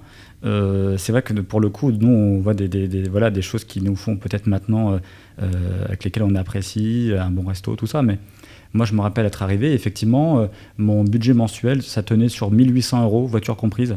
Donc aujourd'hui, bien entendu, on n'en est plus là, mais c'est parce que c'est par le prix de l'immobilier. Je donne un exemple très simple, je fais rigoler tout le monde avec ça, mais dans la marina aujourd'hui, tu as des restaurants, pour ne pas les citer, Marina Pot ou autres, et je les cite pour le coup, où tu manges encore justement ton chicken tikka masala, donc un repas donc, du poulet et du riz, à 12-13 dirhams. Donc c'est possible de venir à Dubaï, c'est possible de faire attention à ses dépenses, de se développer. Donc moi je dirais oui, effectivement, Dubaï c'est pour tout le monde. Ouais. Et c'est là où je voulais dire juste avant la petite parenthèse, c'est que tu as des gens qui vivent pour 600 €. On n'a pas le droit de dire les gars ça coûte 5-10 000 € par mois, quand on a 80% de la population aujourd'hui qui vit avec 600 € et au final ça veut dire qu'ils dorment. Et au final, avoir un ordinateur pour pouvoir développer son activité, non, si vous voulez, avec 600 €, la vérité, c'est que des gens le font. Ouais. C'est parce que nous, on a des critères on a besoin d'avoir un confort. T'as raison. J'ai des goûts de luxe maintenant. C'est ça que tu veux dire. C'est la réalité, mais c'est pas toi. Je pense qu'on est tous. Comment ne pas les avoir? Ouais, non, c'est sûr. Tu crées une certaine, certains standards aussi. Tu crées certains standards et c'est même aussi au niveau mindset, tu vois. Alors qu'à un moment donné dans ma vie, faire 10 000 € par mois, c'était le bout du monde. Aujourd'hui, faire 10 000 € dans, je sais pas, la semaine, et même j'ai la peine à le dire, c'est vraiment une très très mauvaise semaine, quoi. Il s'est passé quelque chose, j'ai été malade ou j'ai dormi toute la semaine, j'ai eu un accident de voiture. Donc bref. Au-delà de ça, pour revenir à ça, avant le chicken tikka à 12-13 dirhams, ça revient à 3,50 € et en plus il est excellent. Donc je confirme. Pour revenir aussi à ton parcours, moi je me souviens, on s'était rencontrés, tu m'avais contacté sur Insta. Salut, je viens de m'installer à Dubaï, je suis à Dubaï, je vois que tu es ici, j'ai créé ma boîte, ça te dirait, on se rencontre, on se voit, etc. C'était vraiment super sympa, on avait bien discuté. Je ne sais plus à quelle étape exacte du business tu en étais à ce moment-là, mais en tout cas, je sais que c'était tout récent. Tu commençais justement à échanger avec 2-3 personnes que tu trouvais sympa un peu sur les réseaux, tout ça, et merci, j'en faisais partie, c'est chouette. Comment ça s'est passé, les étapes justement? Parce qu'il y a peut-être des gens qui nous regardent et qui nous écoutent qui se disent « Ok, on a compris comment on se rend à Dubaï, on crée une boîte ici, mais concrètement, comment ça marche lorsque tu crées un vrai business physique ici ?» Parce que toi, tu n'as pas juste créé une société virtuelle, entre guillemets, qui vend de la formation, qui vend du coaching, qui vend des choses comme ça. Il faut savoir que aujourd'hui, tu as des bureaux, tu as des salariés, tu as pignon sur rue, tu reçois tes clients au bureau, tu organises des séminaires, tu fais de la visibilité, tu investis beaucoup dans tout ça. Donc c'est pour ça que je te pose cette question, c'est assez intéressant d'avoir ton point de vue, des étapes progressivement, comment ça s'est mis en place. Écoute, déjà je rebondis juste sur le début de ce que tu as dit. Effectivement, on s'était rencontrés et tu vois qu'on a fait cet événement du MASH Business Club avec la thématique du personal branding. Ouais. Et on en parlait de petites secondes, mais c'est vrai que c'est hyper intéressant, c'est que je t'avais approché déjà il y a 3 ans, on ne se connaissait pas, et ça c'est par la force du personal branding, c'est par le travail que tu as effectué, qui fait que moi, entrepreneur à Dubaï, déjà j'avais cette idée de me dire, j'ai des personnes, des référents aujourd'hui pour leur audience, tout ça, qui sont bons dans ce qu'ils font, et il faut déjà que je les approche, parce que je tiens quelque chose, j'ai des réponses, et donc c'est une petite parenthèse, mais en tout cas, ouais. Je t'ai entendu dire à un moment donné que ça attirait des opportunités vers soi, c'était le cas. Ouais. Cela étant dit, écoute, moi je suis... c'est difficile pour moi aujourd'hui de donner, si tu veux, des vrais conseils, parce que on se rend compte que la vie est faite d'opportunités, de prise de risques, et c'est tellement aléatoire. Moi, si tu veux, tout ce que je peux te dire, c'est que je suis quelqu'un qui a eu cette conviction de réussite, en tout cas, au fond de moi, de vouloir créer des choses. Pour moi, c'était important d'avoir cette liberté, d'être entrepreneur. Dans cette étape entrepreneuriale, d'analyser des besoins et des problématiques, ce que j'ai fait avec Maj. Et ensuite, en arrivant à Dubaï, je pense que c'est Dubaï, tu arrives dans un comment on peut appeler ça, dans un aquarium rempli de requins. Il ne faut pas oublier que tu as des gens qui viennent ici qui sont de passage. Tu as des entrepreneurs qui viennent et puis ils n'ont pas leurs amis, leur famille, leur réputation à côté. Et il y a toutes les nationalités. Donc nous, on arrive avec toute notre bienveillance, tu sais, d'Européens. Donc tu as un souci, tu appelles la police, truc et tout. Bon, ici, tu es à Dubaï. C'est-à-dire que tu veux passer une étape en entrepreneuriat, c'est ici que ça se passe. Et c'est vrai que pour le coup, lorsque je suis arrivé, déjà, je me suis pris des petites gifles, comme tout le monde. Ça veut dire que... Lesquelles la première, c'est que en fait, tu te crois en sécurité totale à Dubaï. Effectivement, sur toi en tant que personne. Ouais. Par contre, le premier truc, déjà, tu donnes ton numéro à un gouvernement ici, tu reçois un coup de fil de l'Inde qui te dit qu'il faut que tu leur donnes tes coordonnées bancaires. Ça, c'est le lendemain, ça arrive à tout le monde à Dubaï, donc tu vois que déjà, tu as une target. Ça commence là. Mais c'est drôle. Tu as la revente de voitures. C'est pas l'entrepreneuriat, mais concrètement, aujourd'hui, tu achètes une voiture à Dubaï. Bon, si tu n'achètes pas neuf, concrètement, tu sais que la voiture, elle a été importée, ils l'ont remodelée. Tu as 9 chances sur 10 de finir sur la route avec ton capot avec plein de fumée. Ça, c'est Dubaï. Et concrètement, tu dois revoir ta notion de confiance avec autrui, et surtout tu dois devenir très bon rapidement, ça c'est un conseil que je donne évidemment, dans cette analyse. C'est-à-dire que quand tu rencontres les gens, il n'est plus question de faire confiance à 100%, et il est question de te préserver, bien évidemment, parce que on en reparle, mais ici il n'y a pas de sécurité, il n'y a pas de coussin derrière comme en France où quoi qu'il arrive tout ira bien. Donc il en va de devenir très bon dans l'analyse. Quand tu rencontres des gens sur les comportements, est-ce que c'est vrai, pas vrai, et il y a pour se préserver et préserver son propre développement. Tu as beaucoup de gens qui peuvent t'approcher ou autre, et tu peux passer ta journée aussi à beaucoup donner avec des gens qui ne sont pas forcément bien intentionnés et pas au profit de ton propre développement et celui de ta société. Ouais. Donc ça, c'est un premier point. Et je fais une petite parenthèse, c'est vrai que pour justifier ça, 100% des gens qui sont ici sont là pour développer. Tu disais que c'était des requins, etc., mais sont là pour développer. Et du coup, il faut penser qu'ils sont tous opportunistes. Ça veut dire qu'ils sont là pour chercher l'intérêt, leur intérêt qui prime, c'est leur intérêt. Si, par effet de vase communicant, dans un malentendu, dans le cadre du deal, il y a aussi ton intérêt qui converge avec le leur, tant mieux. Si ce n'est pas le cas, ils te feront croire que c'est le cas dans leur intérêt. Donc c'est pour ça que je pense qu'il y a ce degré de vigilance, il y a un degré de vigilance, on va dire, à 2 niveaux. Premier niveau, celui que je viens d'évoquer. Second niveau, celui que tu as évoqué également, où voilà, ça c'est le niveau d'alerte maximal. Il faut faire gaffe.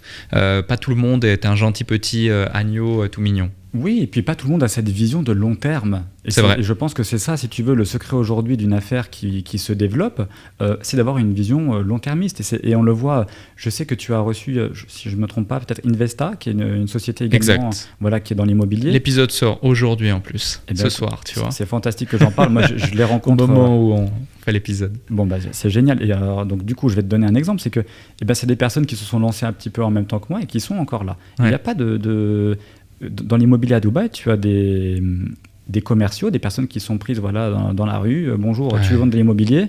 Et concrètement, on voit bien que ces personnes-là, avec une connaissance du marché qui est minime, se permettent de jouer avec des capitaux des gens, des économies d'une vie. Et comme j'en avais fait l'allusion tout à l'heure, c'est à t'envoyer un lien Stripe à minuit pour j'ai qu'une unit, il faut que tu... c'est ça. Tu vois, j'en parlais, c'est pour ça aussi que j'ai eu Investa ici, j'en parlais avec Benjamin notamment, ça fait 30 ans qu'il est à Dubaï. Il connaît le marché sur le bout des doigts comme sa poche. Alexandre, par exemple, d'ailleurs ceux qui n'ont pas vu cet épisode, regardez-le, c'est l'épisode précédent, hein, vu que cet épisode va sortir dans 1 semaine tout pile au moment où on enregistre ce podcast, tu vois. Avant de venir à Dubaï faire de l'immobilier, il connaissait déjà le marché, il connaissait l'immobilier, il en a fait à Londres, il en a fait à New York, il en a fait à Paris, etc. etc. Donc c'est un domaine qu'il connaît. Et comme toi, on va en parler après, avant de te lancer ici, tu connaissais quand même un petit peu Dubaï, tu avais déjà des expériences entrepreneuriales, etc. etc. Et ça, c'est hyper important de mettre en valeur ça. Mais c'est ça, si tu veux, c'est cette approche en tout cas où ces personnes qui conseillent ont comme projet de construire une marque de long terme, de confiance, Investa. Et c'est là où on voit qu'ils ne peuvent pas s'amuser à donner un conseil dans un intérêt court-termiste, de prendre une commission sur quelque chose. Parce que concrètement, ils ne seront pas là dans 5 ans sinon.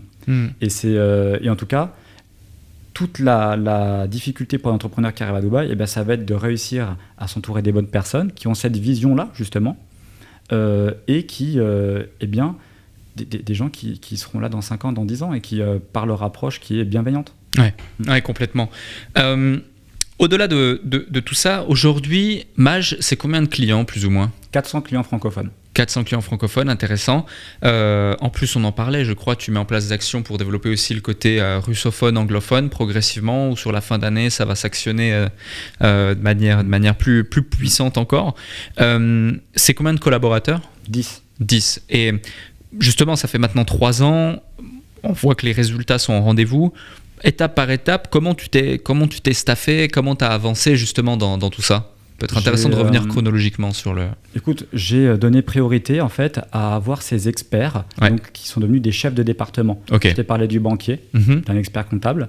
Et ça a été des pièces maîtresses au départ parce que aujourd'hui, moi je suis un petit peu, on va dire un chef d'orchestre. Comme tout directeur général, ce n'est pas moi qui ai des compétences spécifiques et une expertise dans un domaine précis. Comme peut l'avoir un avocat, comme peut l'avoir par exemple un fiscaliste, comme peut l'avoir un banquier. Et c'est pour ça qu'il faut être entouré de ces personnes-là.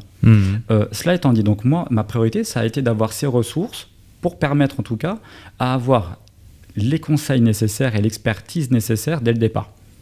Ensuite, moi, mon rôle au départ, ça a été en fait de faire cet homme à tout faire dans une société, c'est-à-dire d'être au niveau des opérations, d'être dans la partie commerciale. Et donc, c'est ce que je faisais 15 heures par jour, 7 jours sur 7. Et avec une approche qui est, je pense, inégalable, parce que moi, je viens à la vingtaine de mon expérience de l'hôtellerie, de luxe. J'ai travaillé à Paris, j'ai travaillé au Plaza Athénée notamment, et j'ai une approche, si tu veux, du service avec des standards très hauts. C'est-à-dire que pour moi, il y avait un sens du service qui est très important, c'est-à-dire dans l'empathie, comprendre les besoins des gens. Et en fait, j'ai juste réussi à prendre le bon de ce travail de service de l'époque et de l'adapter à un entrepreneur. C'est-à-dire de créer, si tu veux, je suis un entrepreneur, quels sont mes besoins ? Ça fuse dans notre tête à samedi soir, on a besoin de savoir si on veut faire une société à Dubaï. On n'a pas envie d'attendre le mercredi 10h pour avoir une réponse et après qu'on nous réponde 2 semaines après par un email. Tu veux tout de suite, ok, ça coûte tant. Ok, tac, bam, bam, et on envoie. Et c'est en fait, je me suis contenté de créer ce que j'aurais rêvé avoir en tant qu'entrepreneur en service. Pour en revenir au niveau du staff, premièrement, les ressources principales d'expertise.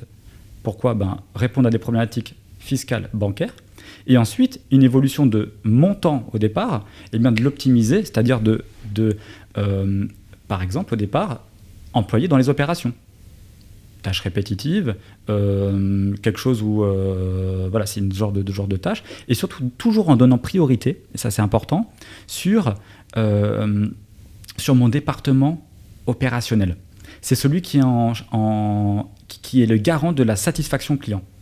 Donc moi, sur mon business plan, si tu veux aujourd'hui, je privilégie la qualité de service, la qualité de service, la qualité de service. Ça veut dire qu'en fait, on parle encore de long terme. Tu peux avoir un déséquilibre et te dire je mets tout dans le marketing et au niveau de mes opérations de mon département, j'ai une personne qui est sous l'eau. On fait des belles promesses qu'on ne sait pas tenir. Mauvaise qualité de service. Alors oui, peut-être que ce mois-ci, le mois d'après, tu fais 3 fois ton chiffre. Par contre, c'est fini. Ta réputation, c'est fini. Donc moi, j'ai une autre approche de long-termiste qui a été d'investir principalement sur la partie opération. Ensuite, commercial. Et j'ai eu, entre guillemets, cette stratégie de faire monter en compétence mes employés. C'est-à-dire qu'ils passent par la partie opération et après, ils partent sur le commercial. Donc, ils connaissent tout des opérations. Les free zones, tous les délais. Là, ils ne connaissent pas parce qu'on leur a expliqué que c'était comme ça. Ils connaissent parce qu'ils savent la vérité. Qu'une free zone, elle te dit 5 jours, c'est 15. Que ceci, c'est ça. Et elles peuvent en parler de façon transparente. Et donc, on respecte nos promesses. Donc, monter en compétence les gens, ce qui est important également pour eux, parce qu'ils ont des plans de carrière, ils veulent évoluer et apprendre. Et enfin, la dernière, c'est ce département communication. Donc peut-être que si une personne regarde Maj aujourd'hui sur Instagram, Maj Agency, j'avais une page Instagram. On a commencé à investir dans le département communication, donc avec 2 personnes qui travaillent dans ce département, qu'il y a à peu près 6 mois. Donc on voit que c'était, on va dire que c'est la cerise sur le gâteau. J'y vois d'abord une satisfaction client. 5 entrepreneurs conquis, c'est 15 entrepreneurs derrière qui sont au courant que Maj est top et qui nous ramènent des gens. Et ensuite, il faut bien commencer à avoir une image parce que les gens ils se disent c'est qui derrière, pourquoi, comment, est-ce qu'il y a des gens qui travaillent dans cette boîte. En dernier, je suis parti sur le développement de ce département communication. Ouais, communication et marketing, justement. Quels sont tes canaux d'acquisition aujourd'hui ? On en a déjà parlé, toi et moi, en off, et je trouve super intéressant ta vision à propos de l'acquisition, du marketing, de comment tu déploies, comment tu dépenses ce budget qui est alloué à ça. Écoute, moi, je suis partisan, en tout cas, de la recommandation, parce qu'on est dans un milieu où l'entrepreneur, il a un réseau d'entrepreneurs autour de lui. Donc, un entrepreneur satisfait, c'est quelqu'un qui va partager son expérience. J'ai une boîte à Dubaï. Je veux dire, combien de fois dans l'année, il y a un autre entrepreneur qui va lui dire oui, super, qu'est-ce que tu y gagnes, combien ça coûte. Donc en fait, il me prévend mon service. Donc pour moi, je n'investis pas sur des ressources dont je n'ai pas de contrôle. On peut très peu voir Maj sur du Google Ads ou autre. Pourquoi ? Parce que j'ai des marges. J'ai des marges que j'essaie de tenir, en tout cas, qui soient les plus faibles possibles pour que ce soit, encore une fois, au profit des entrepreneurs. Parce que moi, je suis un entrepreneur, donc je me dis, j'ai envie de payer le prix juste. Donc, j'ai pas une stratégie, si tu veux, où, par exemple, je mets des marges où 50% de ma marge va partir dans de l'acquisition à Google.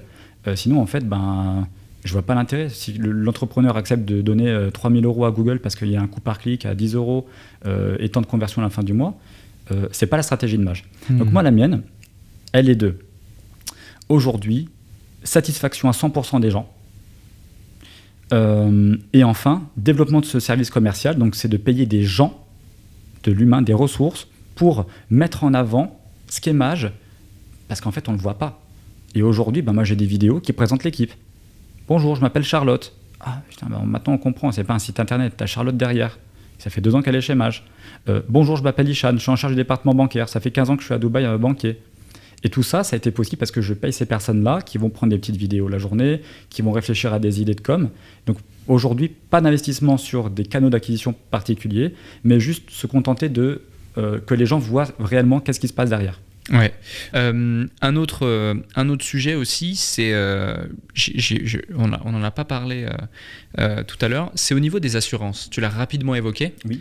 Comment ça marche les assurances à Dubaï pour ceux qui nous écoutent, que ce soit sur le côté pro, le côté perso? Tu parlais d'assurance aussi pour les salariés, des choses comme ça. C'est quoi les choses à prendre en considération, les coûts également que cela peut représenter?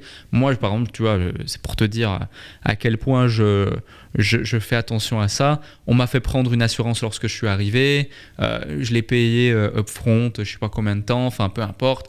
Je ne sais même plus combien c'était, peut-être l'équivalent de 500 dirhams ou quelque chose comme ça.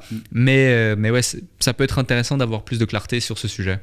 Écoute, ce que je peux te dire aujourd'hui, c'est qu'effectivement, en tant qu'employé, en tant que résident, tu as une obligation d'être assuré, donc localement. Tu ne peux pas avoir ton assurance, on va dire, peut-être celle qui est liée à ta carte bleue, elle est limitée dans le temps quand tu es touriste pour avoir un rapatriement dans ton pays, des choses comme ça. Donc effectivement, déjà, tu as une obligation d'assurance. Elle peut être payée donc par toi, si tu t'emploies tout seul, ou par ton employeur.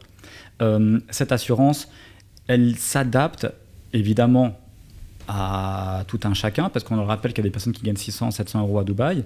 Donc tu as aussi accès à des hôpitaux qui sont totalement différents si tu payes 600, si tu gagnes 600 ou si tu gagnes 10 000 € par mois. Tu as un petit peu comme on pourrait parler à Paris dans le privé, là, de l'hôpital américain, des choses comme ça, où évidemment tu veux te soigner dans du privé, dans des choses plus qualitatives, ça coûte plus cher. Les offres d'assurance, on pourrait compter pour un homme, par exemple, la trentaine, en bonne santé aujourd'hui, sans antécédents, une centaine d'euros par mois pour aujourd'hui avoir une assurance locale, mais également internationale. Qu'est-ce que j'entends par international? C'est qu'elle te permet de pouvoir profiter de soins également dans ton pays d'origine. Lorsque tu rentres, et c'est important, tu peux devenir résident à Dubaï, tu vas donc par définition arrêter de profiter de ce que te donne la France, notamment donc des soins, et tu dois pouvoir continuer à être soigné dans un cas d'urgence ou autre quand tu rentres en France. Complètement. Donc on va compter 100 € et ça pourrait monter jusqu'à 300 €, encore une fois, parce qu'il y a des antécédents, il y a des personnes qui ont des besoins totalement différents au niveau des dents, des yeux, tout ça. Et voilà, ensuite, moi, en tout cas, c'est pas ma spécialité aujourd'hui. J'ai aujourd'hui des personnes avec qui je collabore qui sont spécialisées dans ce domaine-là et qui agissent, j'aime bien l'idée, en tout cas, en tant que broker. C'est-à-dire qu'en fait... courtier en assurance. Exactement. Il y en a aussi beaucoup en Suisse qui, justement, selon la situation spécifique de l'individu et ses besoins, ils vont te proposer un panel d'assurance les plus adaptés avec les meilleurs tarifs, les meilleures conditions, les meilleures cautions, etc. etc. Ouais. Complètement. J'aime l'approche parce que tu te dis concrètement, voilà, quoi qu'il arrive, je sais comment ils se rémunèrent. Ouais. Ils essaient de me conseiller au mieux par rapport à mes besoins.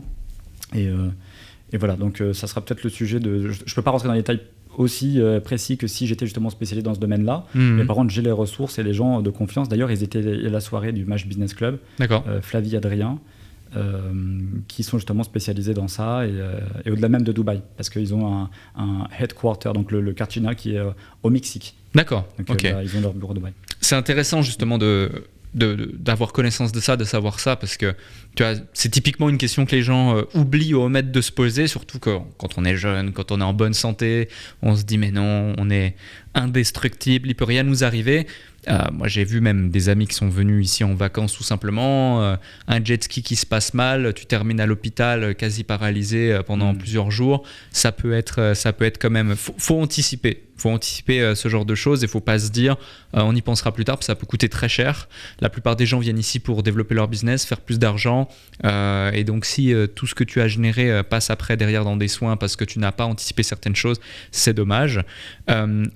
Ouais. Je rebondis juste sur ce que tu dis. En fait, ce qui est important, et là où ça match par rapport à nous en tant qu'entrepreneurs, c'est qu'on a cette sensation, si tu veux, d'avoir la maîtrise sur ce que l'on a besoin. En France, tu es un salarié, on va lui prendre cette somme. On lui prend 300 € par exemple pour des soins, des choses comme ça. L'employeur, voilà, ici, si tu regardes, ça te revient à la même chose. C'est juste que tu es libre avec tes sous, tu es responsable. Donc en fait, si tu veux prendre une assurance à 100 €, à 300 €, mais tu as encore une fois... Tu as le choix. C'est ça. Et ça dépasse les assurances. L'assurance est un très bon exemple de responsabilité que tu as en tant qu'homme et en tant qu'entrepreneur sur tes soins. La France, encore une fois, cet exemple social de « je vous laisse gérer pour moi » et en espérant que ça fonctionne. Et on voit bien que par exemple aujourd'hui, le climat social en France par rapport aux retraites, ça ne fonctionne pas, les gens ne sont pas contents. C'est un sujet d'actualité, ça. Ils acceptent que, entre guillemets, gérer mon argent, et après, ils ne sont pas contents des décisions. À Dubaï, c'est l'inverse, c'est vous avez tout, gérez, et puis soyez des grands garçons. Ouais, c'est ça. Non, mais tu as tout à fait raison, c'est bien de le mettre en évidence. Un autre sujet, c'est les visas. On parlait du fait que certains employeurs mettent à disposition de leurs employés donc des visas. On parlait du fait qu'il y ait des visas aussi freelance, qui fait que du coup ça facilite la chose. Le visa, c'est ce qui nous sert en fait on va dire de ticket de résidence, de preuve de résidence, c'est un visa résidence pour ouvrir un compte bancaire, pour faire différentes choses, pour faire un prêt à la banque, pour prendre une voiture, pour louer un appartement, pour créer son EJARI, donc c'est le document qui stipule le contrat de location d'un appartement ou quelque chose comme ça, ou d'investir dans l'immobilier.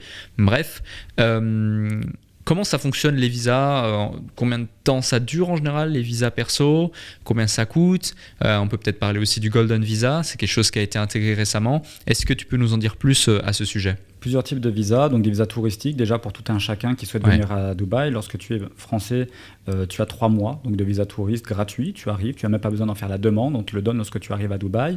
Petit aparté, et pas des moindres, aujourd'hui tu ne peux plus prolonger ton visa touristique en restant dans le pays. Donc tu es contraint de sortir, de quitter le territoire, de faire une demande d'un nouveau visa qui peut coûter entre 200 et 500 € selon si c'est 30 ou 60 jours. Et donc voilà, en tout cas, c'est plus aussi facile. Et l'idée étant que Dubaï veut pousser à ce que les gens deviennent résidents. Oui, bien sûr. Voilà. Ça, c'était un premier point sur la partie touristique. Ensuite, tu as des visas de résidence en tant qu'employé de 2 ans. Donc, quel que soit l'employé. Et il n'y a pas de conditions particulières. Aujourd'hui, tu crées une société, tu y es employé, on ne te demande pas d'autre chose, outre le fait que tu sois employé, pour avoir... tout le monde peut être résident à Dubaï. Ça, c'est quand même pas mal. Ensuite, tu as donc tu m'as parlé donc du Golden Visa. Oui. Le Golden Visa, c'est une mesure qui a été faite pour pousser à l'investissement. Donc, on va dire que contre une somme investie aux Émirats Arabes Unis, qui change constamment, alors elle a encore changé il y a 2 mois, mais je crois que c'est 2 millions de dirhams, tu as en échange un visa de 5, de 10 ans qui t'est donné, donc de plus long en tout cas, d'investisseur. Il en va, parce qu'on a compris maintenant qu'il y a plusieurs types de visas, d'avoir une analyse personnelle sur ton besoin du visa. Et je vais m'expliquer. dans l'immobilier, ils ont une tendance à évidemment mettre en avant ce visa investisseur Golden. Ce visa investisseur Golden, eh bien, il te donne un statut d'investisseur. Un investisseur, par définition, il n'a pas de preuve de revenus. Ouais. Il n'a même pas forcément besoin d'être sur le territoire. Il n'a pas forcément besoin en tout cas, il peut venir qu'une fois par an. C'est ça. Et ce qui est important en tout cas, c'est surtout de voir cette petite notion-là. Et ça encore, on va voir que justement dans l'immobilier, il y a un manque de conseils de beaucoup de brokers, entre guillemets. On est habitué en Europe à se servir des banques comme levier, de pouvoir, entre guillemets, emprunter. Donc on y dépose 20-10% d'apport et d'avoir ce montant. Avoir un visa investisseur, ça contraint la personne à ne pas pouvoir utiliser les banques locales pour emprunter. Donc il y a une vraie réflexion, c'est que on peut vous vendre l'idée qu'un visa de 5-10 ans c'est intéressant, mais on peut aussi omettre de vous dire que vous êtes un investisseur immobilier. C'est peut-être intéressant de vous expliquer que ça serait peut-être beaucoup plus intéressant d'avoir une société locale, des preuves de revenus sur lesquelles s'appuyer, peut-être même utiliser, avoir 2 crédits. Vous pouvez avoir emprunté en France, emprunté à Dubaï en même temps, peut-être. Et ça, c'est des choses qui sont intéressantes et à analyser, parce que ça ne coûte pas beaucoup plus cher au final, ou en tout cas, s'il y a une économie de, de 5 000 € en se disant j'ai un Golden Visa, j'ai économisé 5 000 €, mais qu'on ne peut pas utiliser une banque locale pour emprunter sur un produit immobilier, je pense qu'on est beaucoup plus perdant. Complètement. Puis en plus de ça, le Golden Visa, des fois ils omettent de le dire, il est directement lié à l'investissement, donc à la propriété. Si tu viens à la revendre ou quoi que ce soit, tu dois soit rattacher ton Golden Visa à une propriété d'un montant similaire ou supérieur, en tout cas dans les cordes justement de ce qui est imposé, soit tu l'as plus, quoi. Donc tu dois trouver une solution. C'est intéressant de le spécifier. Le visa freelance, on en a très rapidement parlé. Combien ça coûte un visa freelance aujourd'hui et en combien de temps c'est déployé ? Ça dépend des juridictions. Il faut savoir qu'aujourd'hui, il y a beaucoup d'émirats, on va dire, collés à Dubaï, par exemple Sharjah, qui fait une offre freelance. Okay. Ce qu'il faut entendre, c'est que c'est beaucoup d'offres marketing. Pourquoi ? Parce que derrière, par exemple, ce mot freelance, c'est une LLC. Donc c'est une free zone, en fait. C'est une société en free zone. Mais ils ont compris que le mot freelance attire. Bien sûr. Donc qu'est-ce qu'ils font ? Ils mettent freelance, Ils te mettent freelance et ils te mettent une condition qui fait qu'il faut bien que tu aies un désavantage, parce que sinon ça serait trop bien, tu payes 1 000 € moins cher. Donc qu'est-ce qu'ils vont te dire ? Ils vont dire concrètement, c'est 1 000 € moins cher. Par contre, si tu veux employer par la suite, eh bien ça va te coûter le prix d'une société. Ah, ok. Ouais. Donc là, encore une fois, besoin de conseils. Aujourd'hui à Dubaï, les gens se disent super, je prends une société avec un visa freelance. Ouais. Génial, pas cher, il va peut-être payer moins cher, il va dire cette personne-là m'a fait une super offre. Mais elle veut faire un visa l'année d'après, ça lui coûte une autre société. Ouais. Donc tout ça, c'est juste que, très bien, mais en connaissance de cause, dès le départ, ça coûte pas plus cher d'avoir quelqu'un qui s'y connaît et qui te dit, eh bien là, effectivement, tu vas économiser 1 000 €, par contre, tu vas en perdre 5 000 si tu dois employer quelqu'un. Et Dieu sait que c'est cool de pouvoir employer quelqu'un, parce que s'il donne un visa de résidence à Dubaï, dans une juridiction dans laquelle il n'y a pas d'impôt. Ouais, complètement. Et là, tu parles de Sharjah, par exemple. Moi, en tout cas, ce que je recommande à mon entourage, aux gens, et puis hâte de voir aussi ce que tu dis, c'est d'être soit en mainland à Dubaï, soit dans une free zone à Dubaï, parce que, par exemple, ne serait-ce que pour les formalités administratives ou le permis de conduire, qui est un bon exemple. Moi, je vois, je suis allé à Al Manara Center, Sheikh Zayed Road, à 5 minutes de chez moi. J'ai fait mon test des yeux en 3 minutes. J'ai signé un papier, j'ai payé les frais. Vraiment, littéralement, 15 minutes plus tard, j'avais entre mes mains ma carte, mon permis de conduire de Dubaï officiel qui avait été légalisé ici dans tous les Émirats. Alors que de l'autre côté, quand j'entends des amis qui ont des boîtes à Sharjah ou je ne sais où, au fin fond du désert parce que ça coûte moins cher, ils mettent une demi-journée à y aller, une demi-journée à rentrer. Ils doivent traduire des documents en arabe parce que ils parlent pas le français ou ils parlent pas l'anglais, etc. là-bas. C'est des formalités administratives qui sont coûteuses en temps, en énergie, en argent. Et effectivement, je trouve qu'avoir une société free zone ou mainland à Dubaï est beaucoup plus pratique pour ça. Écoute, je peux que te confirmer que Dubaï, effectivement, déjà, ne serait-ce que de renommée, quand tu as une société enregistrée à Dubaï, il y a une certaine facilité, tout ça. Par contre, il est évident que tu as des personnes qui ont une approche très... on va dire qu'ils veulent dépenser le moins, et ça existe aujourd'hui. Ouais. Et il y a une réalité, c'est qu'aujourd'hui, par exemple, on parlait de freelance, lorsque tu es à Sharjah, tu as des renouvellements de société à 12 000 dirhams, donc qui sont 3 000 € moins chers qu'à Dubaï. Alors, toi et moi, dans une optique d'optimisation de temps, de trucs, d'avoir ce qu'il y a de mieux, tout ça, oui, effectivement, on va aller à Dubaï. Par contre, il faut se mettre à la place de personnes qui arrivent et pour qui 3 000 € à la fin de l'année, c'est quelque chose qui est une problématique. Alors, c'était une vraie problématique, Sharjah, surtout par rapport à la partie bancaire. C'est-à-dire qu'aujourd'hui, les banques boudent ces free zones du fait que justement c'est moins cher, elles accueillent des gens qui sont des moins bons profils. Ça s'explique. Ouais. Et on pourra peut-être aborder en quelques instants aussi pourquoi la partie bancaire peut être complexe à Dubaï. Mais en tout cas, de par nos connaissances avec Maj, on arrive à donner des garanties qui sont exactement les mêmes à Dubaï que dans d'autres Émirats. Okay. Donc pour nous, c'est complètement, on va dire, la même chose. On va dire que la personne va dire, voilà, l'intérêt que tu as à aller là, c'est là parce que c'est moins cher. Par contre, tu veux avoir au final des employés, ça va te coûter beaucoup plus cher. Donc, elle a le choix au final. Et on va aller surtout aussi on va se fier à des offres commerciales. Il faut savoir que tu as des free zones pour attirer des gens chez eux dans leur émirat, parce qu'un émirat, c'est comme un État, en fait. Pour attirer un mois spécial, ils peuvent faire une offre où ils vont être avec un prix ridicule. Et ça, c'est mon travail avec mon département commercial, de répertorier toutes ces offres pour le mois et de dire ce mois-ci, c'est là qu'il faut aller, il y a une superbe offre pour vous. Ouais. Donc ça, c'est aussi, on reste à l'écoute de ça et c'est pour ça également que aujourd'hui, une offre au mois de janvier n'égale pas une offre au mois de mars parce que ça évolue constamment. Ouais, complètement. Tu fais bien d'évoquer les banques, justement. C'est l'avant-dernier sujet, mon avant-dernière question, avant la question que je pose à toutes les personnes qui passent sur le déclic. Le système bancaire à Dubaï, c'est vrai que c'est quand même un gros sujet. Je pense que c'est une bonne initiative que d'avoir un banquier en interne. Moi, je l'ai vu, je l'ai subi au début. Alors pour la partie perso, ça allait assez vite, ça allait assez fluide.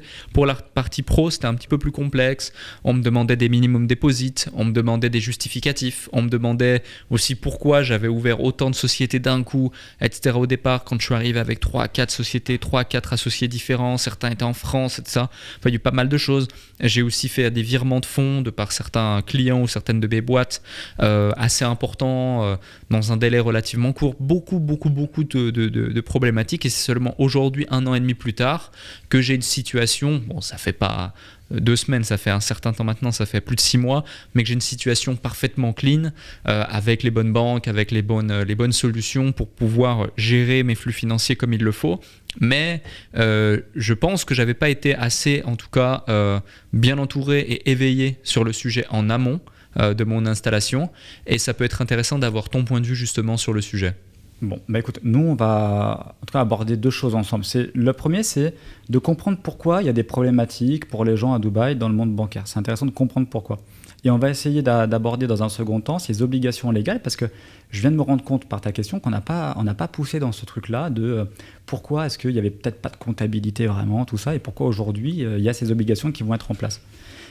La première raison, aujourd'hui, c'est du fait que justement il n'y avait pas d'audit annuel dans une société. Donc pas de prise de comptabilité, de validation auprès d'un auditeur, donc l'équivalent d'un commissaire aux comptes.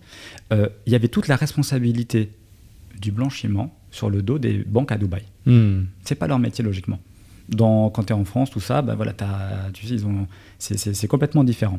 Donc aujourd'hui, les banques à Dubaï avaient cette responsabilité de vérifier les transactions et donc, elle pouvait, déjà que Dubaï, tu étais dans une juridiction où il n'y a pas d'impôt. Donc, pour le coup, encore une fois, je réappuie, tu as 20 ans, tu viens à Dubaï, tu crées une société, tu factures des frais de service, tu fais venir de l'argent dans un pays où il n'y a pas d'impôt, c'est quand même une responsabilité énorme. Donc, voilà pourquoi les banques sont, entre guillemets, beaucoup plus alertes et analysent beaucoup les cas. Ensuite, il y a cette relation dont tu as parlé. On t'avait proposé, par exemple, de déposer de l'argent sur le compte ou autre pour l'ouvrir. Aujourd'hui, chez Maj, nous, par exemple, on a 2 choses. La première, c'est que quand on crée une société, on la crée avec le banquier. Donc déjà, on valide les activités de la société pour qu'elles matchent avec le milieu bancaire. Ça veut dire qu'on sait exactement les attentes du milieu bancaire. Tes flux financiers, par exemple, toi, tu factures des frais de service d'un pays à l'autre. Aujourd'hui, la banque, elle a des attentes au niveau des activités, elle rend des comptes et on doit savoir, entre guillemets, quelle activité mettre. Il y a aussi des petites spécificités. Tu as des activités qui te permettent de facturer beaucoup plus facilement. Et les banques, pour le coup, elles vont vérifier beaucoup plus, non pas que sur ton entité juridique créée à Dubaï, mais sur toute ta vie Autre société, pays d'origine, tout ça. Ce qui fait qu'une ouverture de compte, c'est plus 1 mois, c'est 3 mois. Juste parce que tu as des degrés de vérification supplémentaires. Bien sûr. Parce que tu as sélectionné des activités qui tu aurais pu exactement mettre une autre. Moi, ils savaient tout sur moi. C'est incroyable. Je veux bien te croire. Ouais. Et donc, en tout cas, voilà. Ce qui est important donc, de comprendre, c'est ça. La deuxième des choses, aujourd'hui, donc, il n'y a pas d'échange de données entre Dubaï et la France. Il y a des millions de sociétés qui se créent à Dubaï. Et on ne pourrait pas envoyer les données là, mais il y a quand même ce CRS qui est en place, FATCA pour les États-Unis, d'échange de données si besoin. C'est-à-dire qu'aujourd'hui, il y a une enquête qui est faite en France sur une personne, un individu. Dubaï va partager les données, va devoir répondre. Il y a des accords entre ces deux juridictions. Donc ça, c'est important de comprendre qu'aujourd'hui, il n'y a pas d'échange de données bancaires, mais bien un accord qui fait que... des accords bilatéraux entre les pays. Ouais. Exactement. Ils ont cette obligation, en tout cas, de répondre à ça. Ouais. Donc voilà, cela étant dit, l'idée, c'était quoi ? C'était donc déjà, premièrement, donner des garanties sur l'accès à un compte bancaire. Et ça, c'est au moment de la constitution de la société, ça se fait avec les banquiers. On ne crée pas une société. Moi, je vois les gens à Dubaï qui créent des sociétés, qui ne sont pas des conseillers. Qu'est-ce qu'ils font ? Ils vendent. Donc concrètement, qu'est-ce que tu fais ? Ah, t'es consultant ? Non, je suis consultant. Ah, tu vends aussi des voitures ?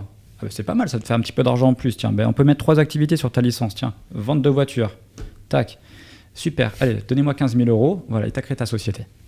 Bon, t'arrives en banque, ils rigolent concrètement. Tu n'ouvriras jamais un compte bancaire avec ça. Concrètement, c'est impossible. On parle d'une activité locale où tu peux prendre du cash pour vendre des voitures, des trucs. Bref, sans rentrer dans les détails, c'est foutu. Donc, constitution de société, entouré d'un banquier qui prévalide ça. Ensuite, qu'est-ce que nous, on propose chez Mage en tout cas ? C'est une garantie d'ouverture de compte sous 30 jours, avec des conditions qui sont exceptionnelles, parce qu'en fait, on ne te demande que d'aller signer ou d'avoir quelqu'un qui vient à ton domicile pour pouvoir prendre ta signature. Tu signes dans les headquarters de l'une des 4 plus grandes banques locales. UNBD, Mashreq, Raqbank, CBD, Commercial Bank of Dubai. Pas de dépôt de liquidité. Donc on ne te demande pas à déposer des fonds. Et ça, pour un jeune entrepreneur qui vient aujourd'hui à Dubaï, c'est quand même génial. Parce que quand on ne lui dit pas et qu'il arrive à Dubaï face à un conseiller bancaire qui lui dit qu'il faut déposer 50 000 €, en fait, tout simplement, il ne peut pas avoir un compte bancaire professionnel. Donc il va bidouiller, il va avoir un compte bancaire personnel avec lequel, non, c'est pas fait pour facturer, encore moins d'avoir des flux financiers à l'international. Envoyer des sous sur un compte perso à Dubaï, ça relève dans une juridiction où il n'y a pas d'impôt. Pour bidouiller de 1 000, 2 000 €, c'est bien. Par contre, ça ne fonctionne pas. Donc, nous, on propose ce service où cette personne-là, on s'occupe de tout son dossier. On sait exactement, en tout cas, ce qu'elle fait depuis le départ. Pas de dépôt de liquidité, pas de preuve même de résidence, donc d'appartement, pas de preuve de bureau. Et donc voilà, donc en fait, elle signe, elle a son compte au bout de 30 jours. Ça nous permet d'aller sur un petit point qui sont les obligations légales à venir à Dubaï. Ces obligations légales à venir, administratives, elles ont un impact, et notamment sur le fait d'avoir une obligation, donc tenue comptable. C'était déjà le cas, mais là, on va dire que cette tenue comptable va devoir être auditée maintenant. Et c'est important de le préciser. Pourquoi ? Parce qu'on parlait de coûts administratifs à Dubaï, ça va déjà être un peu plus important. Ouais. Peut-être rajouter 3 000, 4 000 €, 5 000 € par an, parce que tu vas avoir ce besoin de valider ça. Et non, on ne peut pas nous-mêmes, on n'est pas auditeur, il faut que ce soit quelqu'un qui le fasse. Personne ne pourra faire lui-même sa comptabilité. Donc, aujourd'hui, on parlait de commerce local, taxé à 9% sur les transactions locales. Même si tu es en free zone, ce qui est ton cas aujourd'hui, tu vas devoir faire auditer ta société pour prouver qu'elle ne fait pas de commerce local. Sans quoi ce serait facile. Tu fais une free zone et tu commerces toute la journée avec Mage, par exemple, on se fait des factures, et tu pourrais très simplement, tout simplement, éviter cette taxe de 9% sur les bénéfices au-dessus de 100 000 €. Donc, obligation légale de tenue comptable, d'audit annuel, et ensuite, il y aura des possibilités donc, d'optimisation. On parle de déduction, un peu comme on connaît en Europe, mais des dépenses professionnelles ou autres, ça sera pris en considération. Et voilà. Super intéressant. Je pense qu'on a traité énormément de points dans cet épisode. D'ailleurs, s'il reste des questions, des choses sur lesquelles on doit mettre davantage de clarté, mettez-le nous en commentaire de la vidéo sur YouTube. Si vous êtes sur la version audio du podcast, mettez 5 étoiles Apple Podcast, 5 étoiles Spotify, un avis sur la plateforme, et puis ensuite venez en commentaire YouTube pour nous poser votre question. Il y aura aussi un lien justement vers Mage en dessous du podcast et autres. Si vous avez besoin de plus d'informations ou même faire un call potentiellement avec Maxime ou un des membres de son équipe, je sais que vous fonctionnez comme ça, vous avez ce niveau de proximité avec les gens qui ont besoin de davantage d'informations, donc c'est toujours intéressant. Merci pour ça. J'ai une dernière question pour toi, que je pose à chaque fois à celles et ceux que j'ai en face de moi, quel que soit l'épisode. Parmi tout ce que tu as partagé là dans le cadre de cet épisode, est-ce qu'il y a un truc qui a créé peut-être un déclic chez toi, qui a créé une transformation limite identitaire chez toi, tant sur le plan pro que sur le plan perso? Ça peut être une situation, une déception, une réussite, une frustration, une citation. Peu importe, tu as vraiment carte blanche. La parole est à toi pour le mot de la fin. Dubaï, sans hésitation. On parlait de cet environnement qui ne te laisse pas le choix.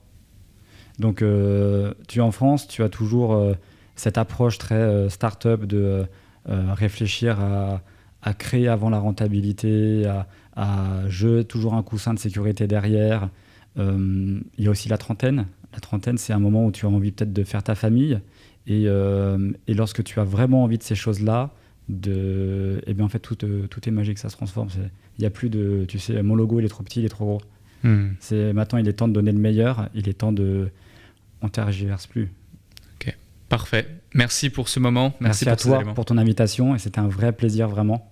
Et en tout cas c'est le moment pour te féliciter pour tout ce que tu fais. Et c'était un vrai honneur pour moi d'être avec toi aujourd'hui.